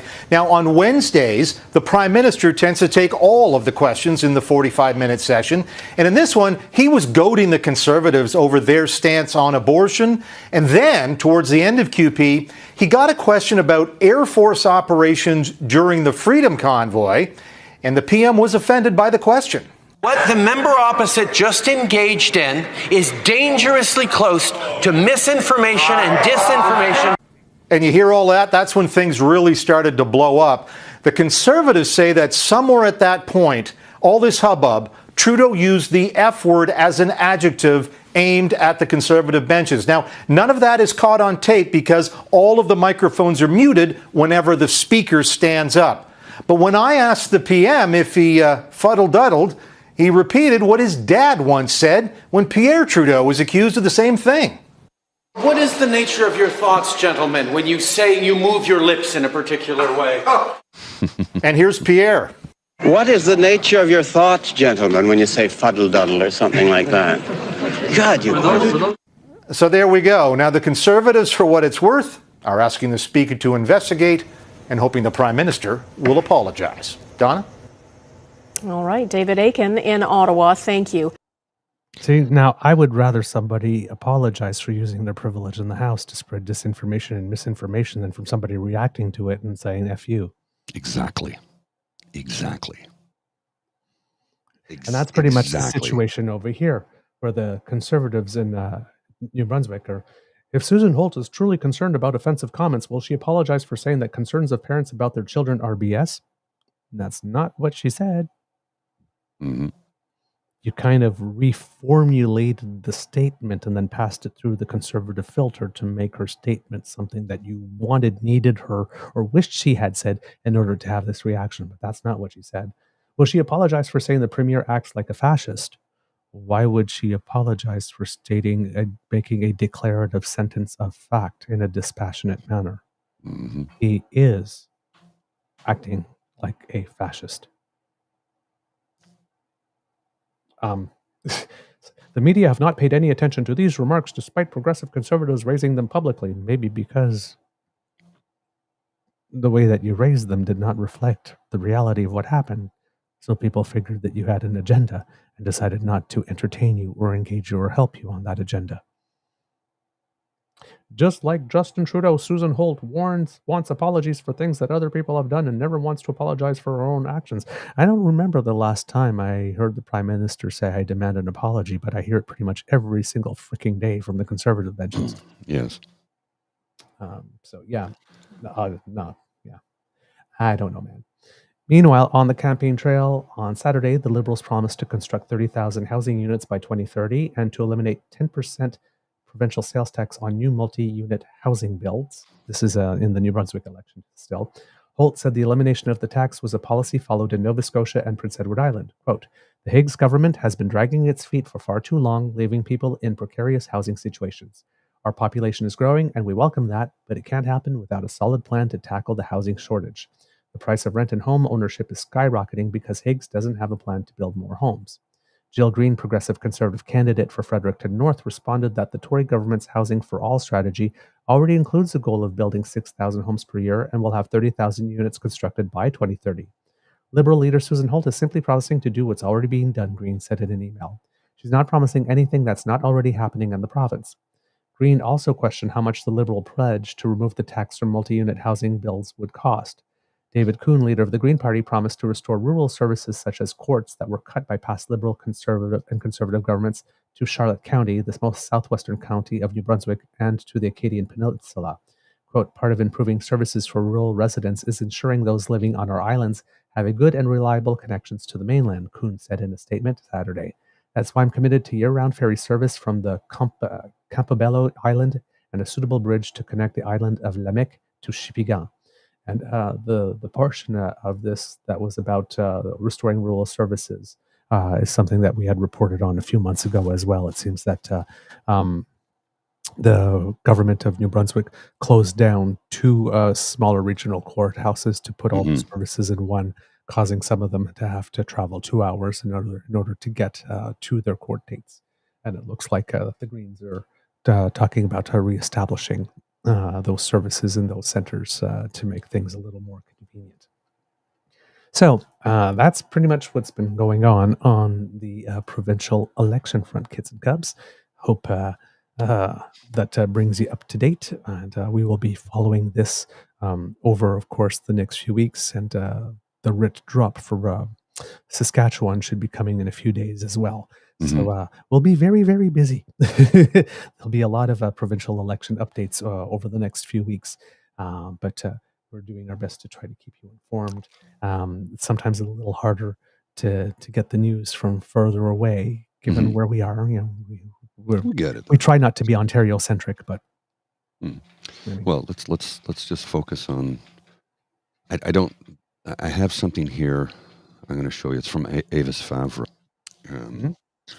Canada's taxpayer-funded health system paid an estimated $1.5 billion in a one-year period to private agencies for nurses. A new report confirms nursing care is becoming a profit-making tool for 472 companies. That taxpayer money could be used to provide better care, retain nurses, says author Joan Almost. Queensview Health Nurses Unions research. 2020, 225 million. 2023, 1.5 billion. 2023, 2024 fiscal. Private nursing agencies aren't fixing our health system with its staffing shortages. It's not working. Look how many emergency rooms have been closed in the last 6 months, and our level of nursing agencies is higher than we've ever been. Yeah, and that's a quote from the president of the Canadian Federation of Nurses Union. Correct. Thank you. Nurses left our public system driven out by exhaustion, frustration, and the lure of higher pay and more choice in shifts. The report shows pay ranges from $39 to $300 an hour, with perks like cell phones, gift cards, and signing bonuses. Agencies, according to the report, collect 25 to 35% in service fees. The report calls for immediate steps by provincial governments to phase out the use of private or profit nursing agencies in public health facilities. Some provinces, like Manitoba, are also trying to take the profit out of the nursing supply system by creating their own agencies to supply nurses to remote clinics and hospitals. Solutions are needed, says the report, because renting nurses from private companies is far more costly than finding ways to keep them on staff. Yeah. We're going to go broke. We're going to lose our public health care if we continue that way, said Linda Silas. And could you show us the graph again, Mr. Wesley? Yeah, just a second. I'll just pull it up here. And this is a staggering graph. Because I think we're looking at a 4 or 5-fold increase in 4 fiscal years. Mm-hmm. See, we're between, let's say, 1,450. Yeah, it's 1.5 billion in 2023 and 24. From about 225 million. In a 4-year period. In a 4-year period, yeah. Yeah. So yeah, that 225 million to 1.5 billion. For the exact same service. Right. Now, this is that we were projection getting to before. 1.5 billion. Okay, because right now we're at about 1.3 billion. Yeah. And they predict another 200 million on top of that. Ridiculous. Yep. Because you have to understand that these are the exact same bodies. Mm-hmm. Yeah. They're just working for a different employer and being paid different.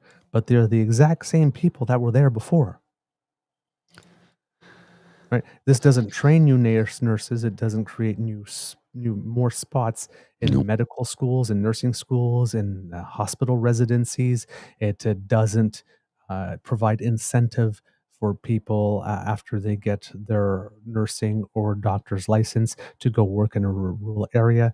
It doesn't provide any incentives for them to go into family medicine and general practice rather than a specialty.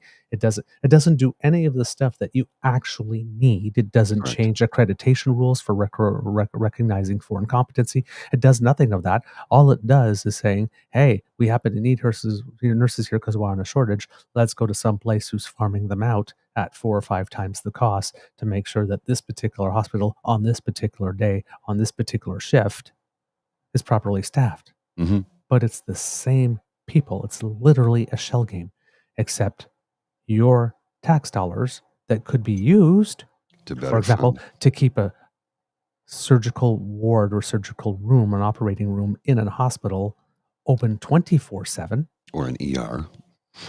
Or an ER. But even the right? Like there are certain operating facilities that are open 24/7 because people come in an emergency, like this needs to be open. But all the other ones that are not being used after 5 o'clock, after 5 p.m. or 4:30 p.m.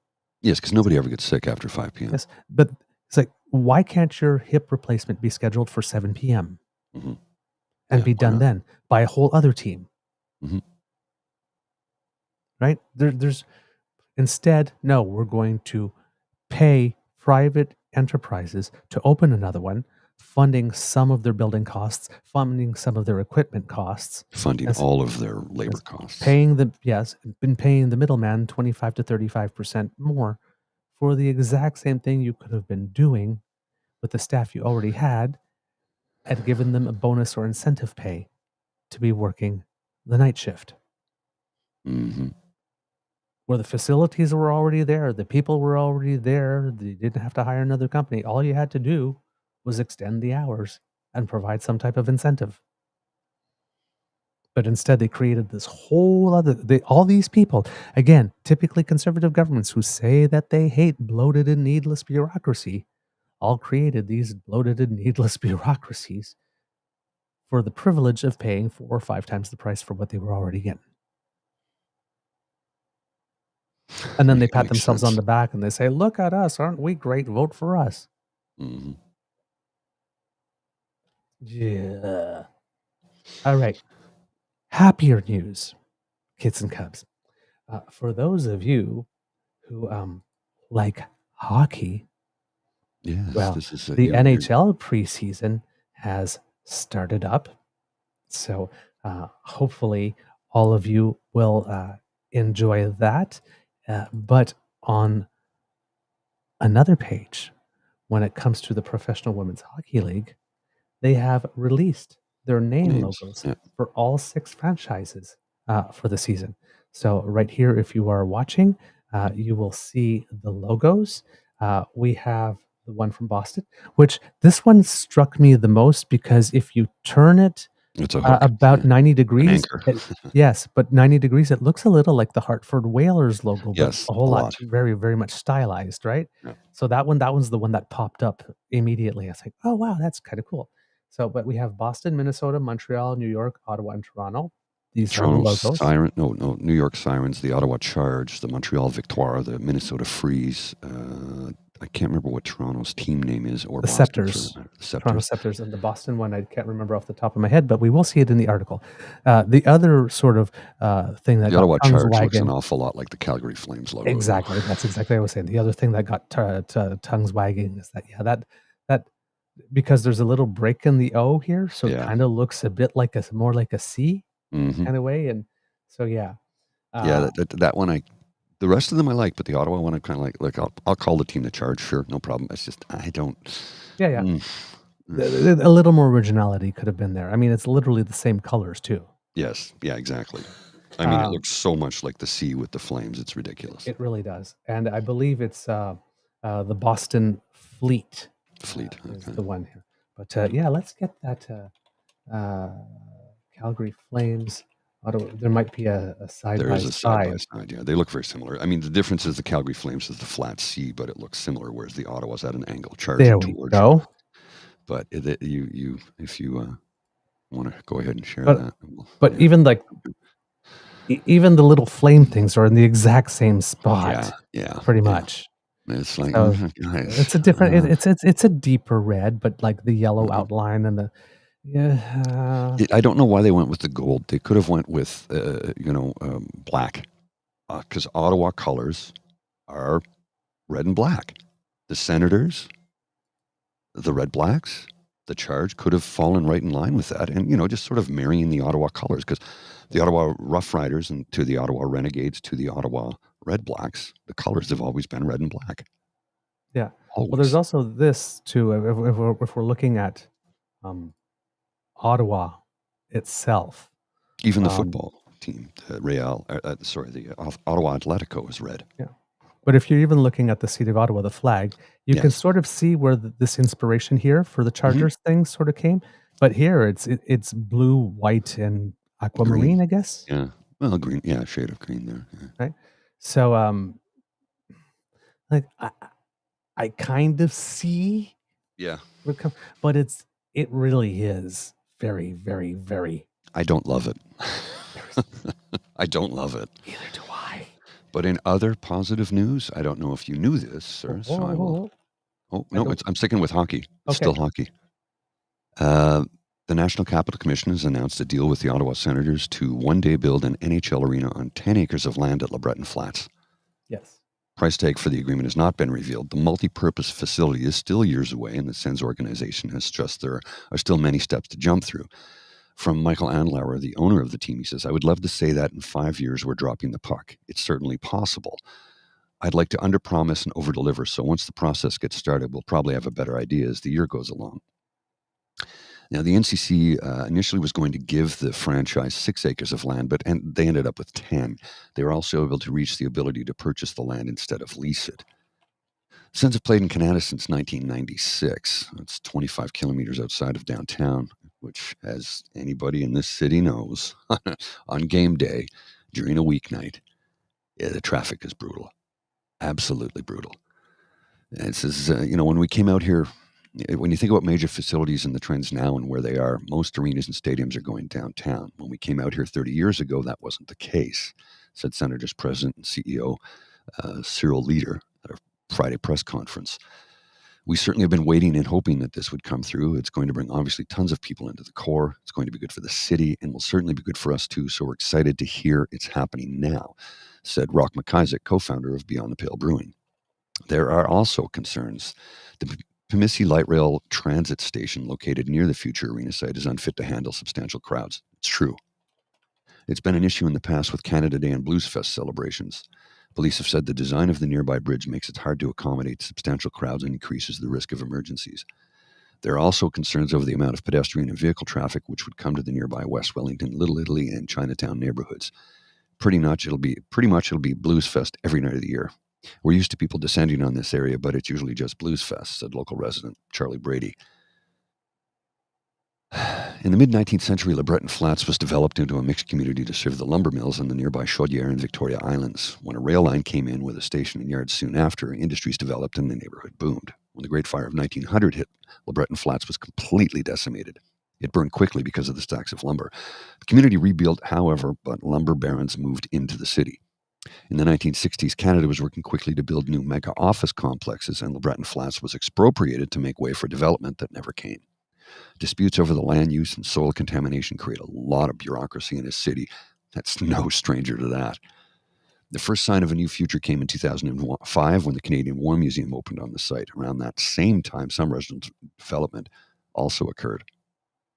And in April of 2016, the Senators-backed Rendezvous LeBreton Group was awarded the development rights to LeBreton Flats by the NCC. There are lots of hope that this would be the beginning of the new vision for a large parcel of empty land, but by 2018 there were issues with the partners which led to the deal falling apart. Eugene Melnick and his company and Trinity Development Chair John Ruddy and his company sued each other for hundreds of millions of dollars. Last year, when Michael Andlauer purchased the Sens hockey team from the late Melnick, who died in 2022, there was hope new leadership could bring forward a new deal. A downtown arena was supported by Ottawa Mayor Mark Sutcliffe, who said a centralized sports and entertainment district would be beneficial to the city.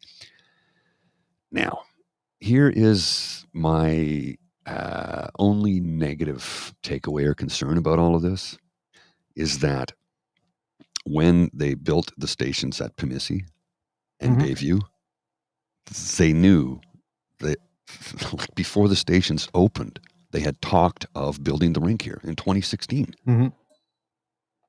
It only opened 5 years ago. So in 2016, they were talking about building it, and it was on the table. Then it went away, but they were under construction. So why did they underbuild the platforms? I have no idea. Like I use the train quite a bit, and the downtown tunnel, when you go onto the platform, like you walk in and you've got tons of room above the platform, but when you get down onto the platform, they're very narrow. They cannot handle they simply cannot handle a huge crowd. There's no space. I'm like, who the hell planned this? I know, and that's the thing is, like, even if there wasn't going to be an arena there, we knew that why there was going underbuild to be it? more development there, either more residential or more something like. Even without the rink, place is majorly empty. Yeah, and there's a 30-story tower that just went up. There's a couple of 50s and 40s planned. There's a 65 and a 55 planned, all right there. They knew this. This is planning's been in the stages for like 15 years. So they still underbuilt it. And the thing with this arena, it's like, again, as is typical Ottawa for some reason. I love my hometown, but there's something when it comes to planning in this city. They're finally going to build it, if it goes ahead, in the spot that everybody said they should have built it in the first place. But back then we couldn't have it because we were a capital and we had to maintain the allure of a capital with our official buildings and whatnot. And we couldn't have like a sporting arena in the middle of all of that. What would people think? Like The this. NCC at the time was very the Stodgy. NCC has to look 50 years into the future on everything they do. That's part of their mandate, right? They have to look at the future of the city and how the national capital gets built out. Okay, that's fine, but they also have to look at, we need to live today. So how can we build something today that can benefit us 50 years in the future? And they just, the old NCC was a bunch of old fuddy-duddies. Toby Nussbaum, the new CEO of the NCC, is very open and receptive to working with businesses and companies and people to build the things that this city needs to see.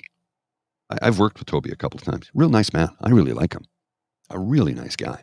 And his openness to accept and work with businesses. Not only that, but during the pandemic, businesses that rent from the NCC, restaurants, nightclubs, clothing stores, et cetera, because anything along Sussex Drive is NCC property. Right. And I have a few friends who have businesses there. And during that time, the NCC just said, don't worry, we've got you. Like, literally, don't worry, we've got you. We'll work with you. I don't know what kind of rental agreements they have. I'm not privy to that information, and it's none of my damn business, quite frankly. But nobody lost their business. They're all still there. Retail, clothing stores, art galleries, music venues, restaurants, they're all still there. The NCC worked with them because they realized, hey, look, what are we going to do? Give us some money? They don't have any income. Right. So what are you going to do? Kick them out? And then what? Who's going to take the place? Well, nobody will want to work with us. Not only that, it's an established business and people earn their livelihood here. So let's help people. Let's work with them. So the NCC today in Ottawa is very different than the one from 30 years ago when they first tried to build the rink down there. Mm-hmm. Very different. Yeah. Now, for the, since we're still talking on rinks, for the PWHL, there's sort of like another little controversy with that because in Ottawa, the mayor, Mark Sutcliffe, announced this in June, that there will be a new 5,500-seat arena at Lansdowne Park, which will accommodate the success of the now Ottawa Charge in the years ahead. Yeah, but questions are raised about the size of the arena. It's a $419 million project being referred to as Lansdowne 2.0, which includes a new north side stands for TD Place and replaces the Civic Center with a new 5,500-seat arena and event center with room for 1,000 standing room spots.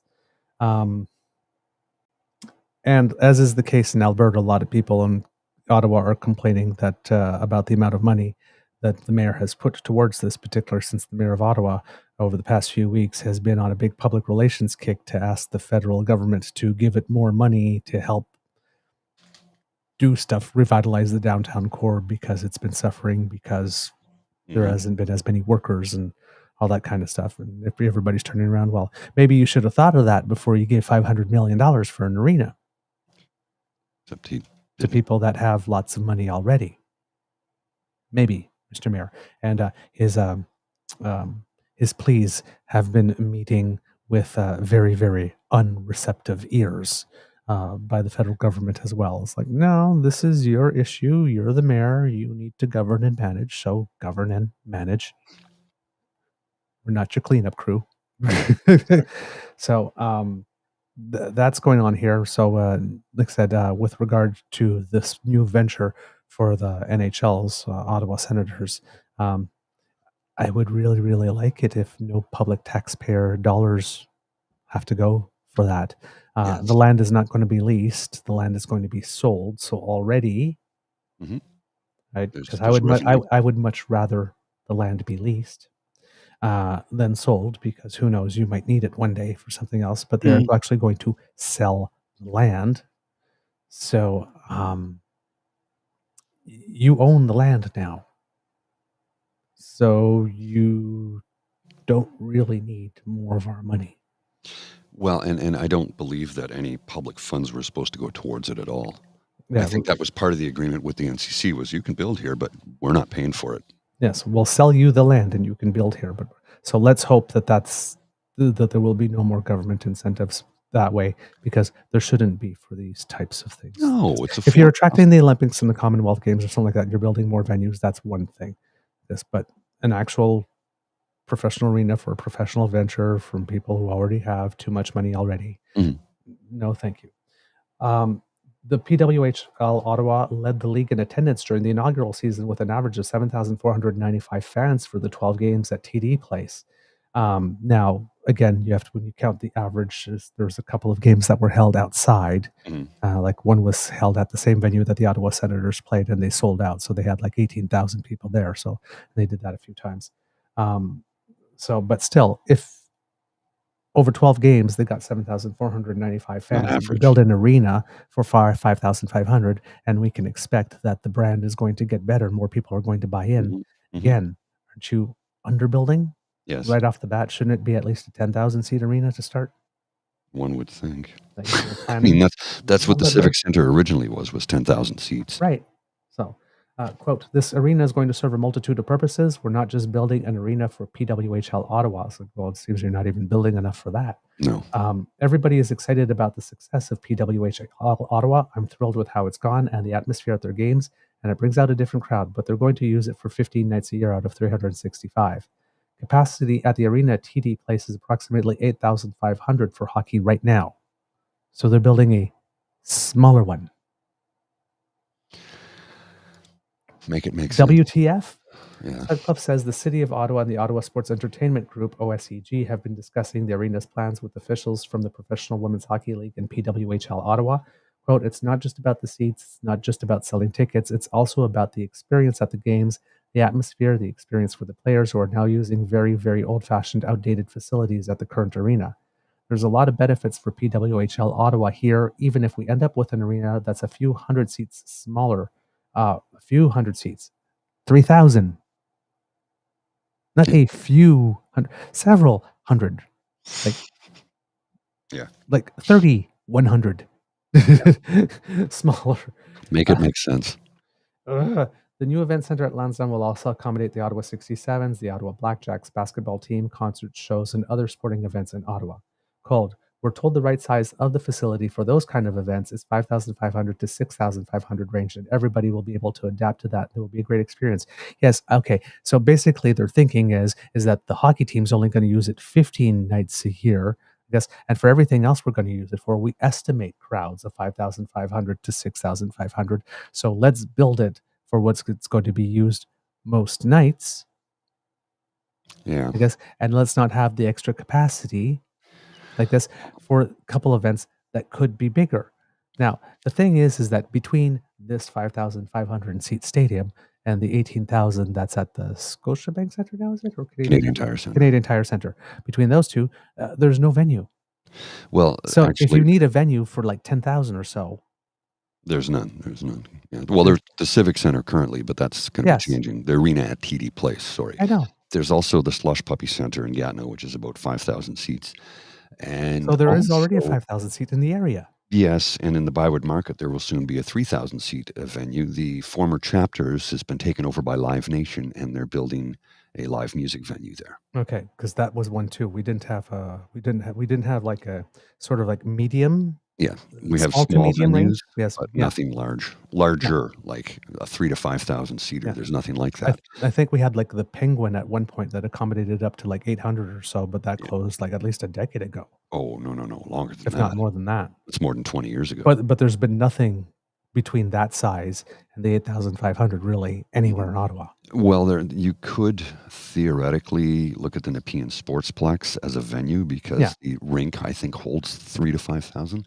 That's true. However, it's not exactly easily accessible for the vast majority of the citizens in the region. And the population base in Nepean, former Nepean, certainly has the base to support it, but it's a drive. You have to drive there. There's not enough transit to get you there. And if you live downtown and want to go see a show there, it's kind of way out in the middle of nowhere. Yeah. So we have and I hope I didn't offend anybody by that, but I mean, it really is. It's right on the edge of the Greenbelt, right by the edge of the experimental farm. Yeah. So while the Mayor Sutcliffe is saying, like this, well, basically saying the changing rooms are going to be nicer for the players and more updated like this, while important. Mm-hmm. right? For the consumer experience, how nice the changing rooms are for the players is neither here nor there.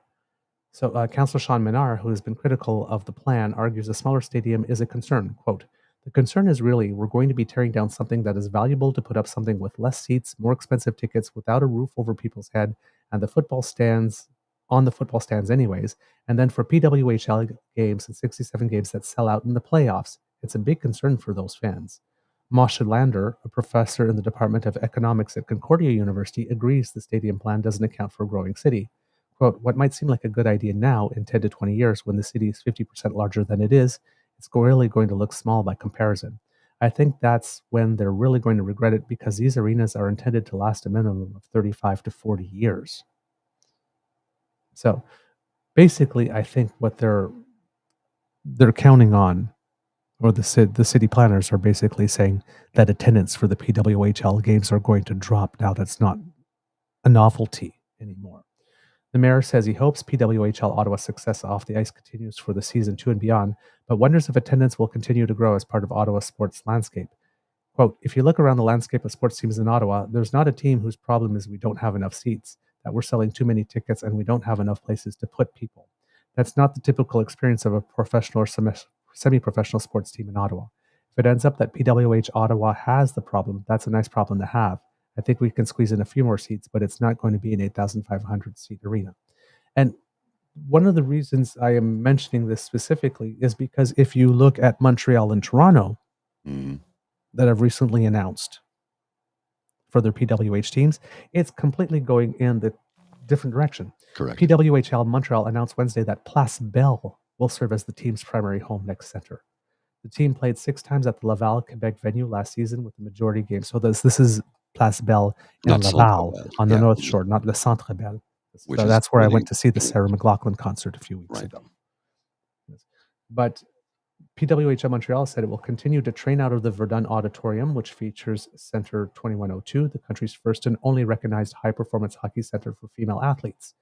Quote, we are extremely happy to be able to accommodate our growing number of fans and to give them even more opportunities to come and support our players.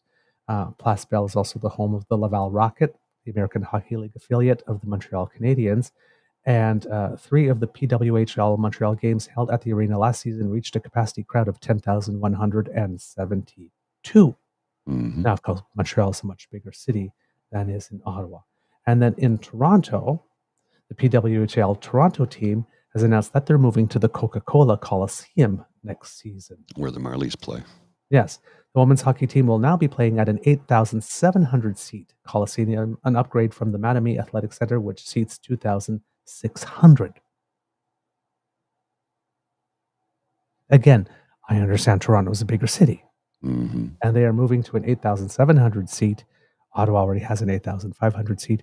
Yes, you would assume that there would be more people going to games in Toronto than in Ottawa, just from population size. Well, but the Ottawa's also reduction in the number of demonstrated that it can support a larger rink because what was the average? Almost 8,000. Yeah. So it's a decision that just doesn't make sense. It doesn't make sense at all. Yeah, Ottawa's average was 7,495. So 7,500 was the average. So we're going to cut that down by 2,000. Yeah. How is that going to help the team being able to finance itself to bring the marquee players? If the gate revenue, what it's going to do is it's going to jack up the price per ticket, though. Oh, yes. Yeah. These are not smart decisions. These are not smart. Ottawa does not have a good mayor at the moment. He's been a little disappointing. He's been a little disappointing for a lot of reasons. And a lot of people who were pro Mark Sutcliffe are shocked to see some of the things he's done. And I've talked to a few people who were big supporters and voted for him, and now they're like, man, I'm so disappointed. And this is like pro-business people, right? Because Sutcliffe was supposed to be pro-business. But turns out he's kind of failed on that front. Yeah. Couple of other little bits of news, Kits and Cubs, before we go. The Prime Minister is currently in New York. It's going to be on the Stephen Colbert Show this evening. Yes, indeed. He's going to be on the Stephen Colbert Show this evening. Interesting move. But he is in New York for the fall session of the United Nations General Assembly. He delivered a speech the other day already. He's going to be there for 4 days. So his visit began on Sunday, where he met with his Japanese counterpart, as well as New York Governor Kathy Hochul and United Nations Secretary General Antonio Guterres. And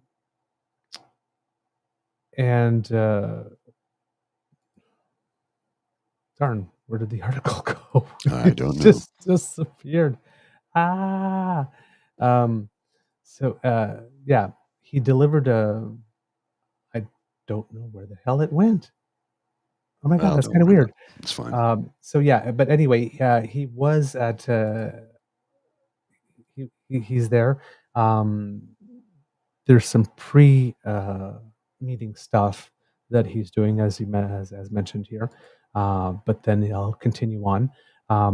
He said in his speech that was there that the world is at an inflection point. Quote, Mr. President, fellow delegates, friends, as we meet here in New York at the UN General Assembly for the Summit of the Future, we're at a global inflection point. Faced with escalating instability beset by increasingly dire costs of climate change, contending with rising inequality does leave the most vulnerable behind. We have a choice. We can bury our heads in the sand, or we can recognize that collectively we have a responsibility to set our differences aside. The Prime Minister said that isolation would not solve the various serious problems that countries collectively face. Now, he's at the portion at the United Nations headquarters is part of a 2-day Summit of the Future, which is a gathering of world leaders that's happening ahead of the annual meeting of the General Assembly. So they're basically 2 events back to back, which means he's there for 4 days. He said that according to Evan Dyer of CBC, UN members adopted a pact of the future. And Evan Dyer says specifically, the Prime Minister's speech was a short one, but these speeches are supposed to be short, and it was. It sounded in some ways more like something here on the campaign trail in Canada, actually. The theme was Canada's vision for a global generation fairness, and the only country the Prime Minister mentioned in the speech was Canada this time around, when he talked about some of the programs he's governed, such as bringing in dental care, $10 a day childcare, talking about housing and domestic issues. He didn't mention Ukraine at all, which is a bit unusual for Trudeau in a speech. There was nothing about Haiti as well, considering Canada's role in supporting a peacekeeping mission and a transitional government. And apparently things have been improving since the transitional government has been put in place in Haiti. So that's good. Fingers crossed that this will continue on a positive trend. And nothing about the situation in the Middle East. So it was a speech that was tightly focused on Canada and Canada as a model for the world.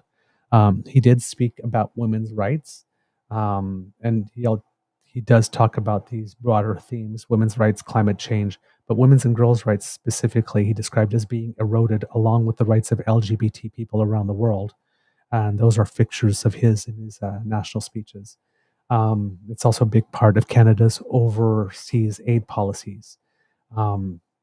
And people are wondering if the mention of eroding rights for girls and women is kind of a way to insert himself into the discussion going on in the United States without officially inserting himself in the discussion, considering that right now there's an election campaign and issues such as in vitro fertilization and procreative rights being on ballots for the upcoming election are all there.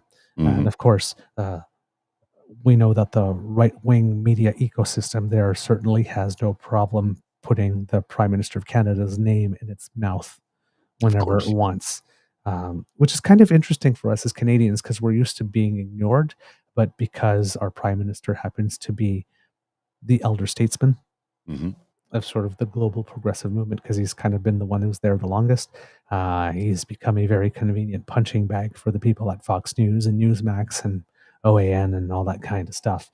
So maybe his appearance on the Colbert Show has a little bit to do with that.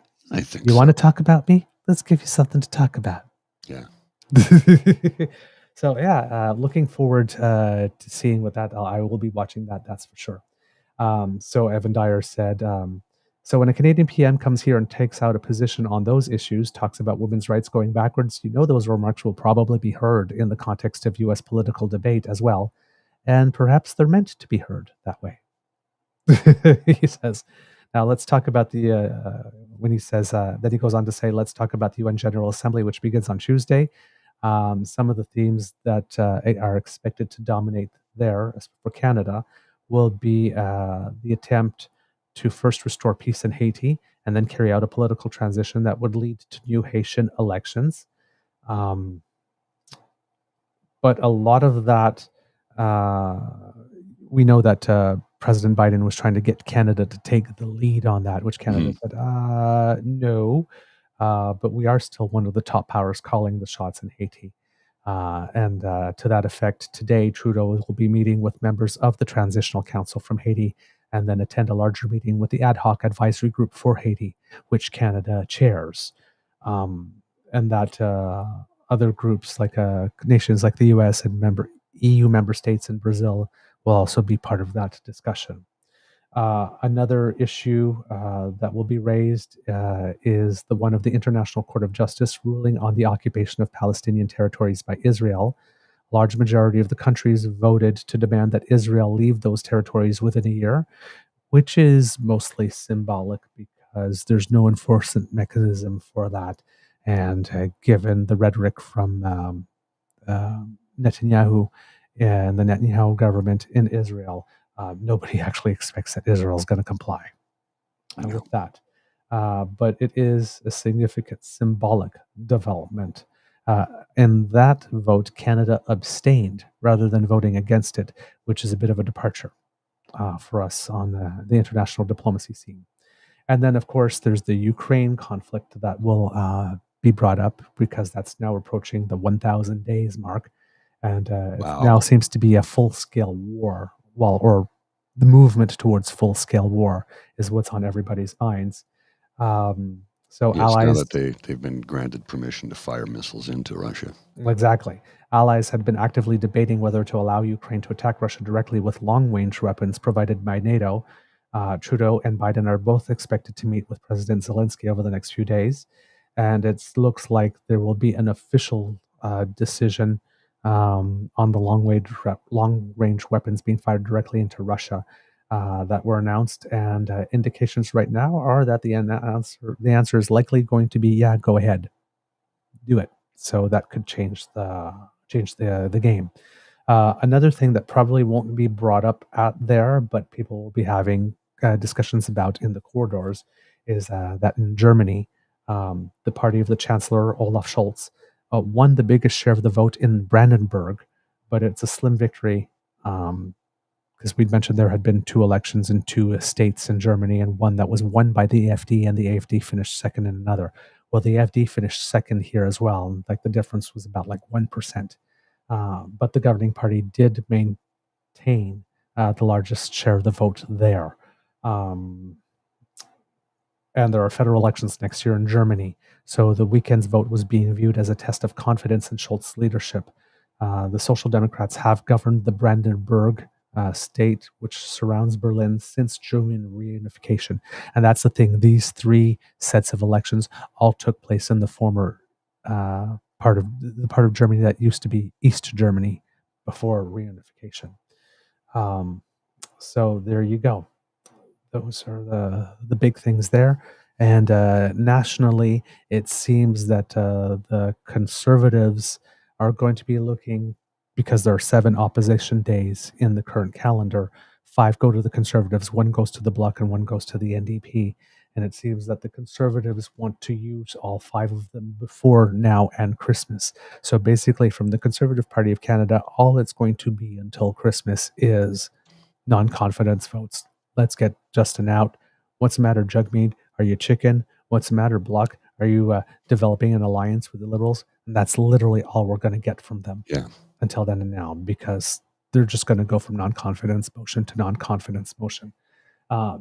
some people are predicting that the government might fall before Christmas because there's so much power in Blanchet's hands, and Blanchet's not a particularly patient man.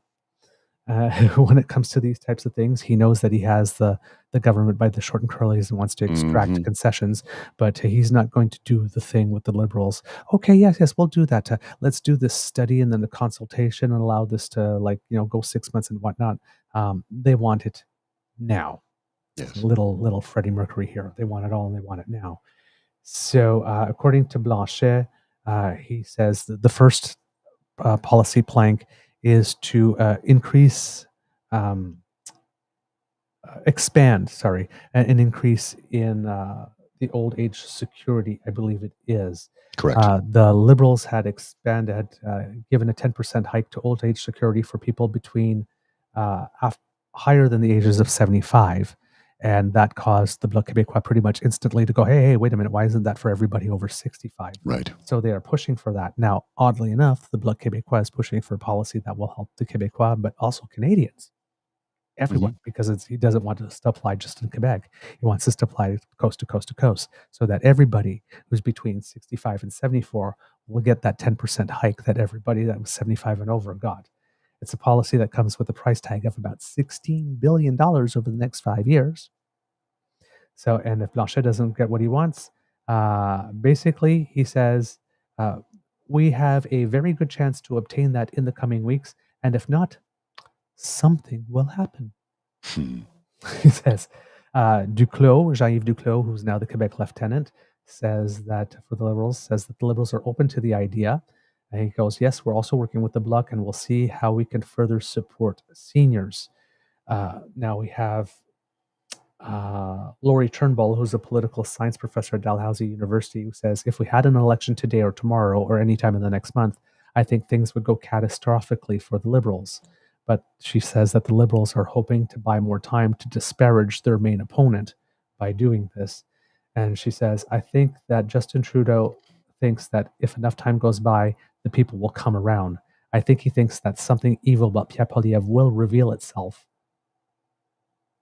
A lot of people have been speculating about that, or whether Justin Trudeau knows something that Pierre doesn't know that Justin knows, particularly related to foreign interference, that might change the game, because the Prime Minister does seem to be rather unbothered and chipper, which, considering the circumstances, would seem abnormal, unless he knew something was coming. You just keep running your mouth, Pierre. You just keep running your mouth. Nobody knows whether or not the Prime Minister knows something. But people are wondering, based on his behavior, whether or not he does. Well, I think he does, and I think Jagmeet Singh does too, because his behavior lately would make me think that he probably knows something we don't. So the Bloc Québécois will fight for this, and then they will be looking for other things, some guarantees on supply management for the dairy thing, and probably more powers for immigration. But he'll want these things, and he'll want these things fast. Now, Blanchet is not doing something like asking for the government to support separation or whatnot. That could be a poison pill. So he seems to not be making huge demands that the government would be instinctively or inherently opposed to. So he seems to be playing for what he thinks he can get, but he seems to want it very, very quickly. And a lot of people are predicting that if the government does fall, it probably would fall after all those provincial elections, sometimes in November, but on the Bloc Québécois opposition day, as opposed to. So, but that would depend a lot on where the NDP is at that time. It's because if the NDP is still really low in the polls, remember, they need both parties to do that. So if the NDP is still relatively low in the polls and they don't necessarily have all their candidates in place or as much money as they would like to prosecute the entire election, you could have a situation where the Bloc Québécois and the Conservators are voting for it and the NDP decides to hold it off because they're not ready yet. But that's sort of the earliest people are thinking. Most people are still thinking that the government, if it's going to fall, it's going to probably fall on the budget. And possibly that if the Liberals sense that tensions are getting a little tight, that the Liberals might put a program in the budget that would be branded for them, that they could run on, that other parties would say no to in order to engineer their own defeat, rather than just being defeated on carbon tax or whatnot. So we'll see how it happens. But whoever said once, I remember when I was a kid, oh, nobody pays attention to Canadian politics. Canadian politics are boring. Grab some popcorn. Yeah. Because they ain't boring anymore. That's for sure.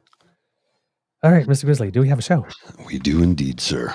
Okay, kids and cubs, that's the end of this episode of the Daily Beaver Morning Show. We hope that you love listening to us because we love making this for you. Remember, sharing is caring and word of mouth is priceless. So please tell your peeps and poops all about us. It's very important that you do. Now, if you would like to not miss an episode, you don't have to, thanks to the Ray Girl, who sponsored our pod page. If you scan that QR code that just appeared under my chin, then that will bring you there. Or if you're listening, podpage.com/thetruenortheagerbeaver, lowercase letters with a hyphen between each one of those words. And if you go there and click subscribe, when we have something fresh off the bandwidth, it comes directly to you. You don't even have to ask. We just deliver. That's how we roll. Now, if you'd like to help us in another way, then you need to make like Kit Elaine and surf yourself on down to the True North Eager Beaver Media Incorporated page on YouTube. And there she is, right on time, saying, have a beyond awesome day, everyone, and remember to smash the button before you leave. And we do have buttons for you, like, share, and subscribe. So have some fun. Click them. We need you to click them. It's very important to us. It makes us happy, and in turn, we produce a show that hopefully makes you happy.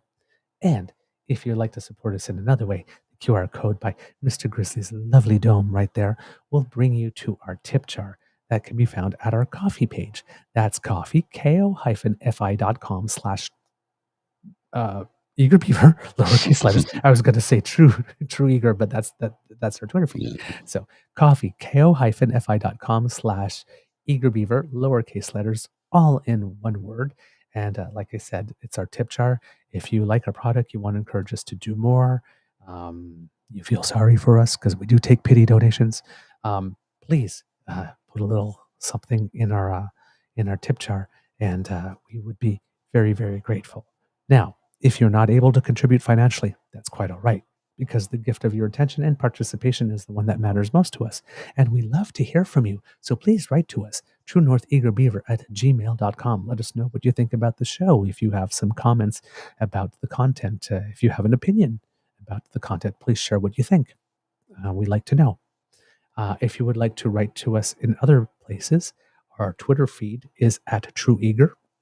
You can also reach us on our Facebook page, True North Eager Beaver, or leave a comment right here on our YouTube page if you happen to be watching there. Thank you so very much. And if you happen to be listening on Apple Podcasts, please do leave us a review and leave us some stars. Very, very, very appreciated. All right. Because democracy is something that you do, we're done with the by-elections, and the nomination period is closed in Ward 15, so we have all the candidates. Hopefully, over the next few days, we'll be having a chat with Kit Dan, who is running in Ward 15 for you, kids and cubs. And we are hoping to also have, if you remember him, we had him on our show a few months ago, Tim Krutzman, who's a teacher from British Columbia. He will come back and give us his lay of the land for the British Columbia elections. And that will be a pre-record because we're not going to ask him to get up at 4 o'clock in the morning. Exactly. And we have a couple of requests out to other people to come and talk to us about New Brunswick and Saskatchewan and all that kind of stuff. So hopefully over the next little while, we might have a few more interviews, because we've been interview light over the course of the summer for you. So have some people coming to talk to you about what's going on. So there you go. So yeah, that's pretty much it for that. Kids and cubs, it can be a tough world out there, so please be kind to and gentle with yourself. Mr. Grizzly, do you have some words of wisdom, please? Yeah.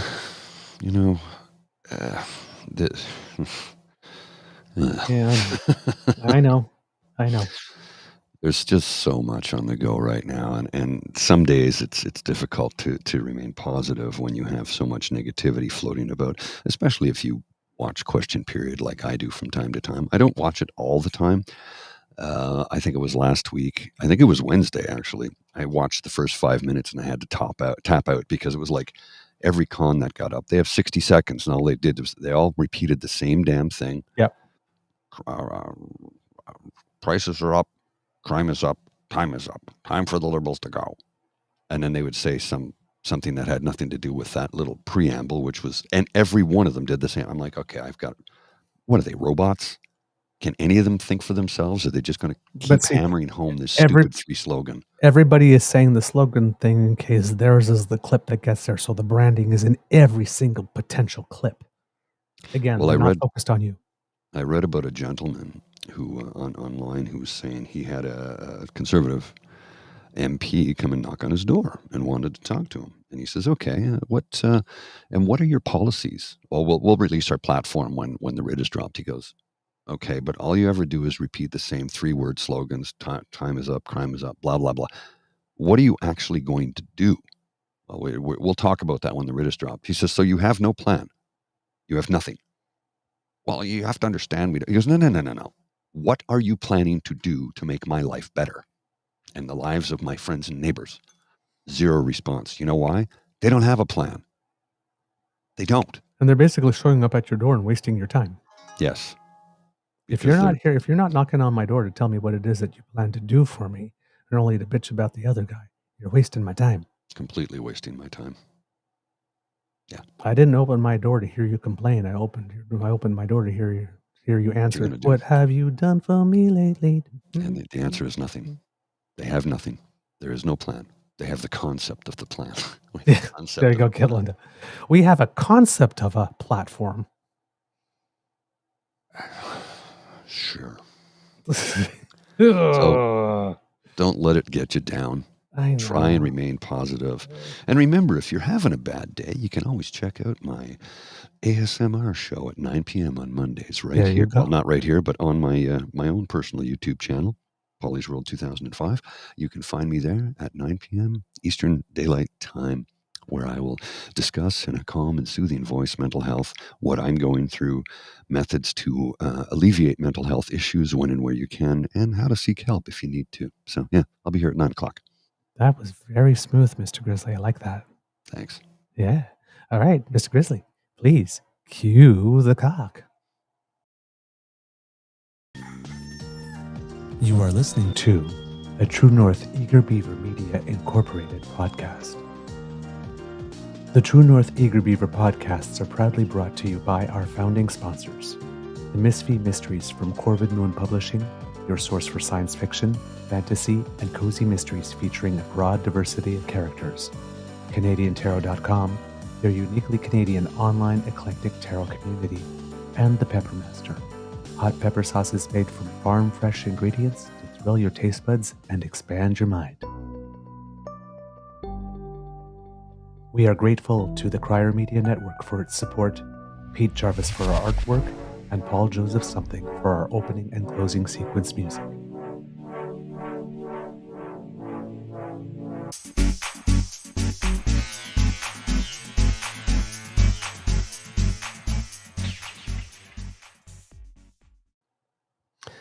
Just little things, because I saw that in the chat earlier today. Happy birthday to, I believe, Kit Frankie's daughter, I believe, is having a birthday. And Kit Elaine mentioned Baby 5 and Baby 3, who had birthdays, I think one today and one yesterday, maybe. So I hope everything goes well there. Also saw some comments in the chat about my debut in Twitter Spaces with Legally Purdy. Thank you for the kind words. That did not go as I had expected, to be totally honest. No, Spaces is way more animated and passionate, and like our vibe here is pretty chill. As soon as other people started chatting, it was really like, I was the enemy brought into other territory. I must be destroyed. Which was something that I was, because we're trying to do this bridging the gap sort of thing, right? Right.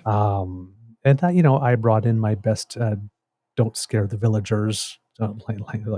Here's how other people could see it another way, rather than me saying like this, you're all wrong. That didn't seem to help in any way, shape, or form. Like I said, it was an interesting experience. I don't think it's necessarily the format that's best suited for me, but I might try it again. I've been on a few. Yeah, it's a little. I'm a little more chill, and I like to shut up when other people talk. So, which is it doesn't seem to be it's necessarily in the culture and spaces. Culture and spaces seems to be that if you're talking and you say one keyword that someone doesn't like, somebody will just jump all over you and silence you and make it so that you cannot get it out whatsoever. You're not allowed to speak. I got a little heated for one moment. Tried to give someone a little taste of their medicine who was behaving towards me in a way that they didn't want people behaving towards them. So they did it to you. Okay, Yes. sure. So I gave them a little bit of how did you like it for a second. Probably not my best moment during the chat. But after that, I regained my composure. However, it was like I said, it was an interesting experience, but I'm not sure that that's necessarily the platform or the media specifically for me.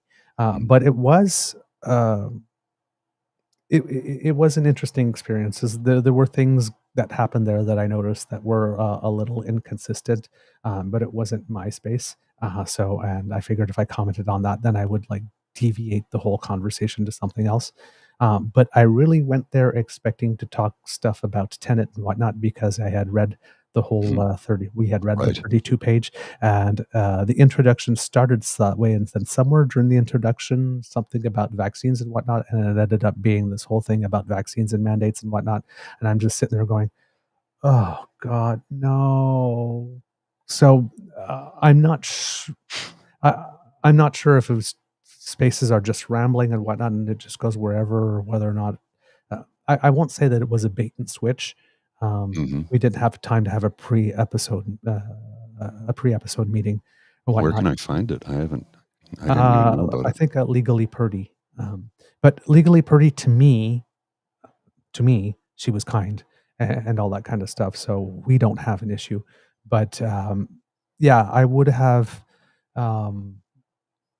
I did not come in prepared to be talking about vaccines and mandates and convoy and that type of stuff. I came prepared to be speaking about, the DOG thing and, Pierre Poilievre, the confidence vote, standing alone. And none of that was discussed, not even 1 second. So I was there for about 2 hours. And there was one person, I think, in the whole thing that came up to speak sort of in favor of positions that I was putting out. And unfortunately, that person got booted out because he was bringing pro-vax stuff, and apparently that was not allowed, which I found very surprising because we were bringing me in to bridge the gap, and then the first person that said something that might be supporting things that I said was not allowed to speak. So, yeah, kind of interesting. Called controlling the narrative. Yeah. So, not sure.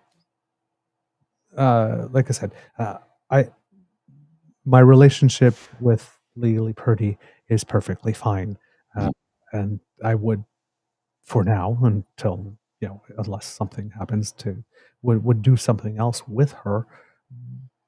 But there might need to be a slightly more moderation of some kind for me to be able to feel comfortable in that type of space, because there was a lot of incoming that way, and the vibe here is a little more like we have people with different views and whatnot, but it's just a little more calm and a little more chill.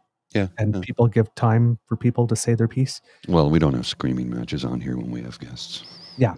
So, interesting. But, different medium, different format, different houses, different rules, and you have to adapt for the people that you're speaking to. So I might, like I said, give it another try to see whether or not. And I like to believe in trying things 3 times. First time, you may have done it wrong. The second time, something, it may have just been a bad day. If by the third time you don't like it, it's probably not for you.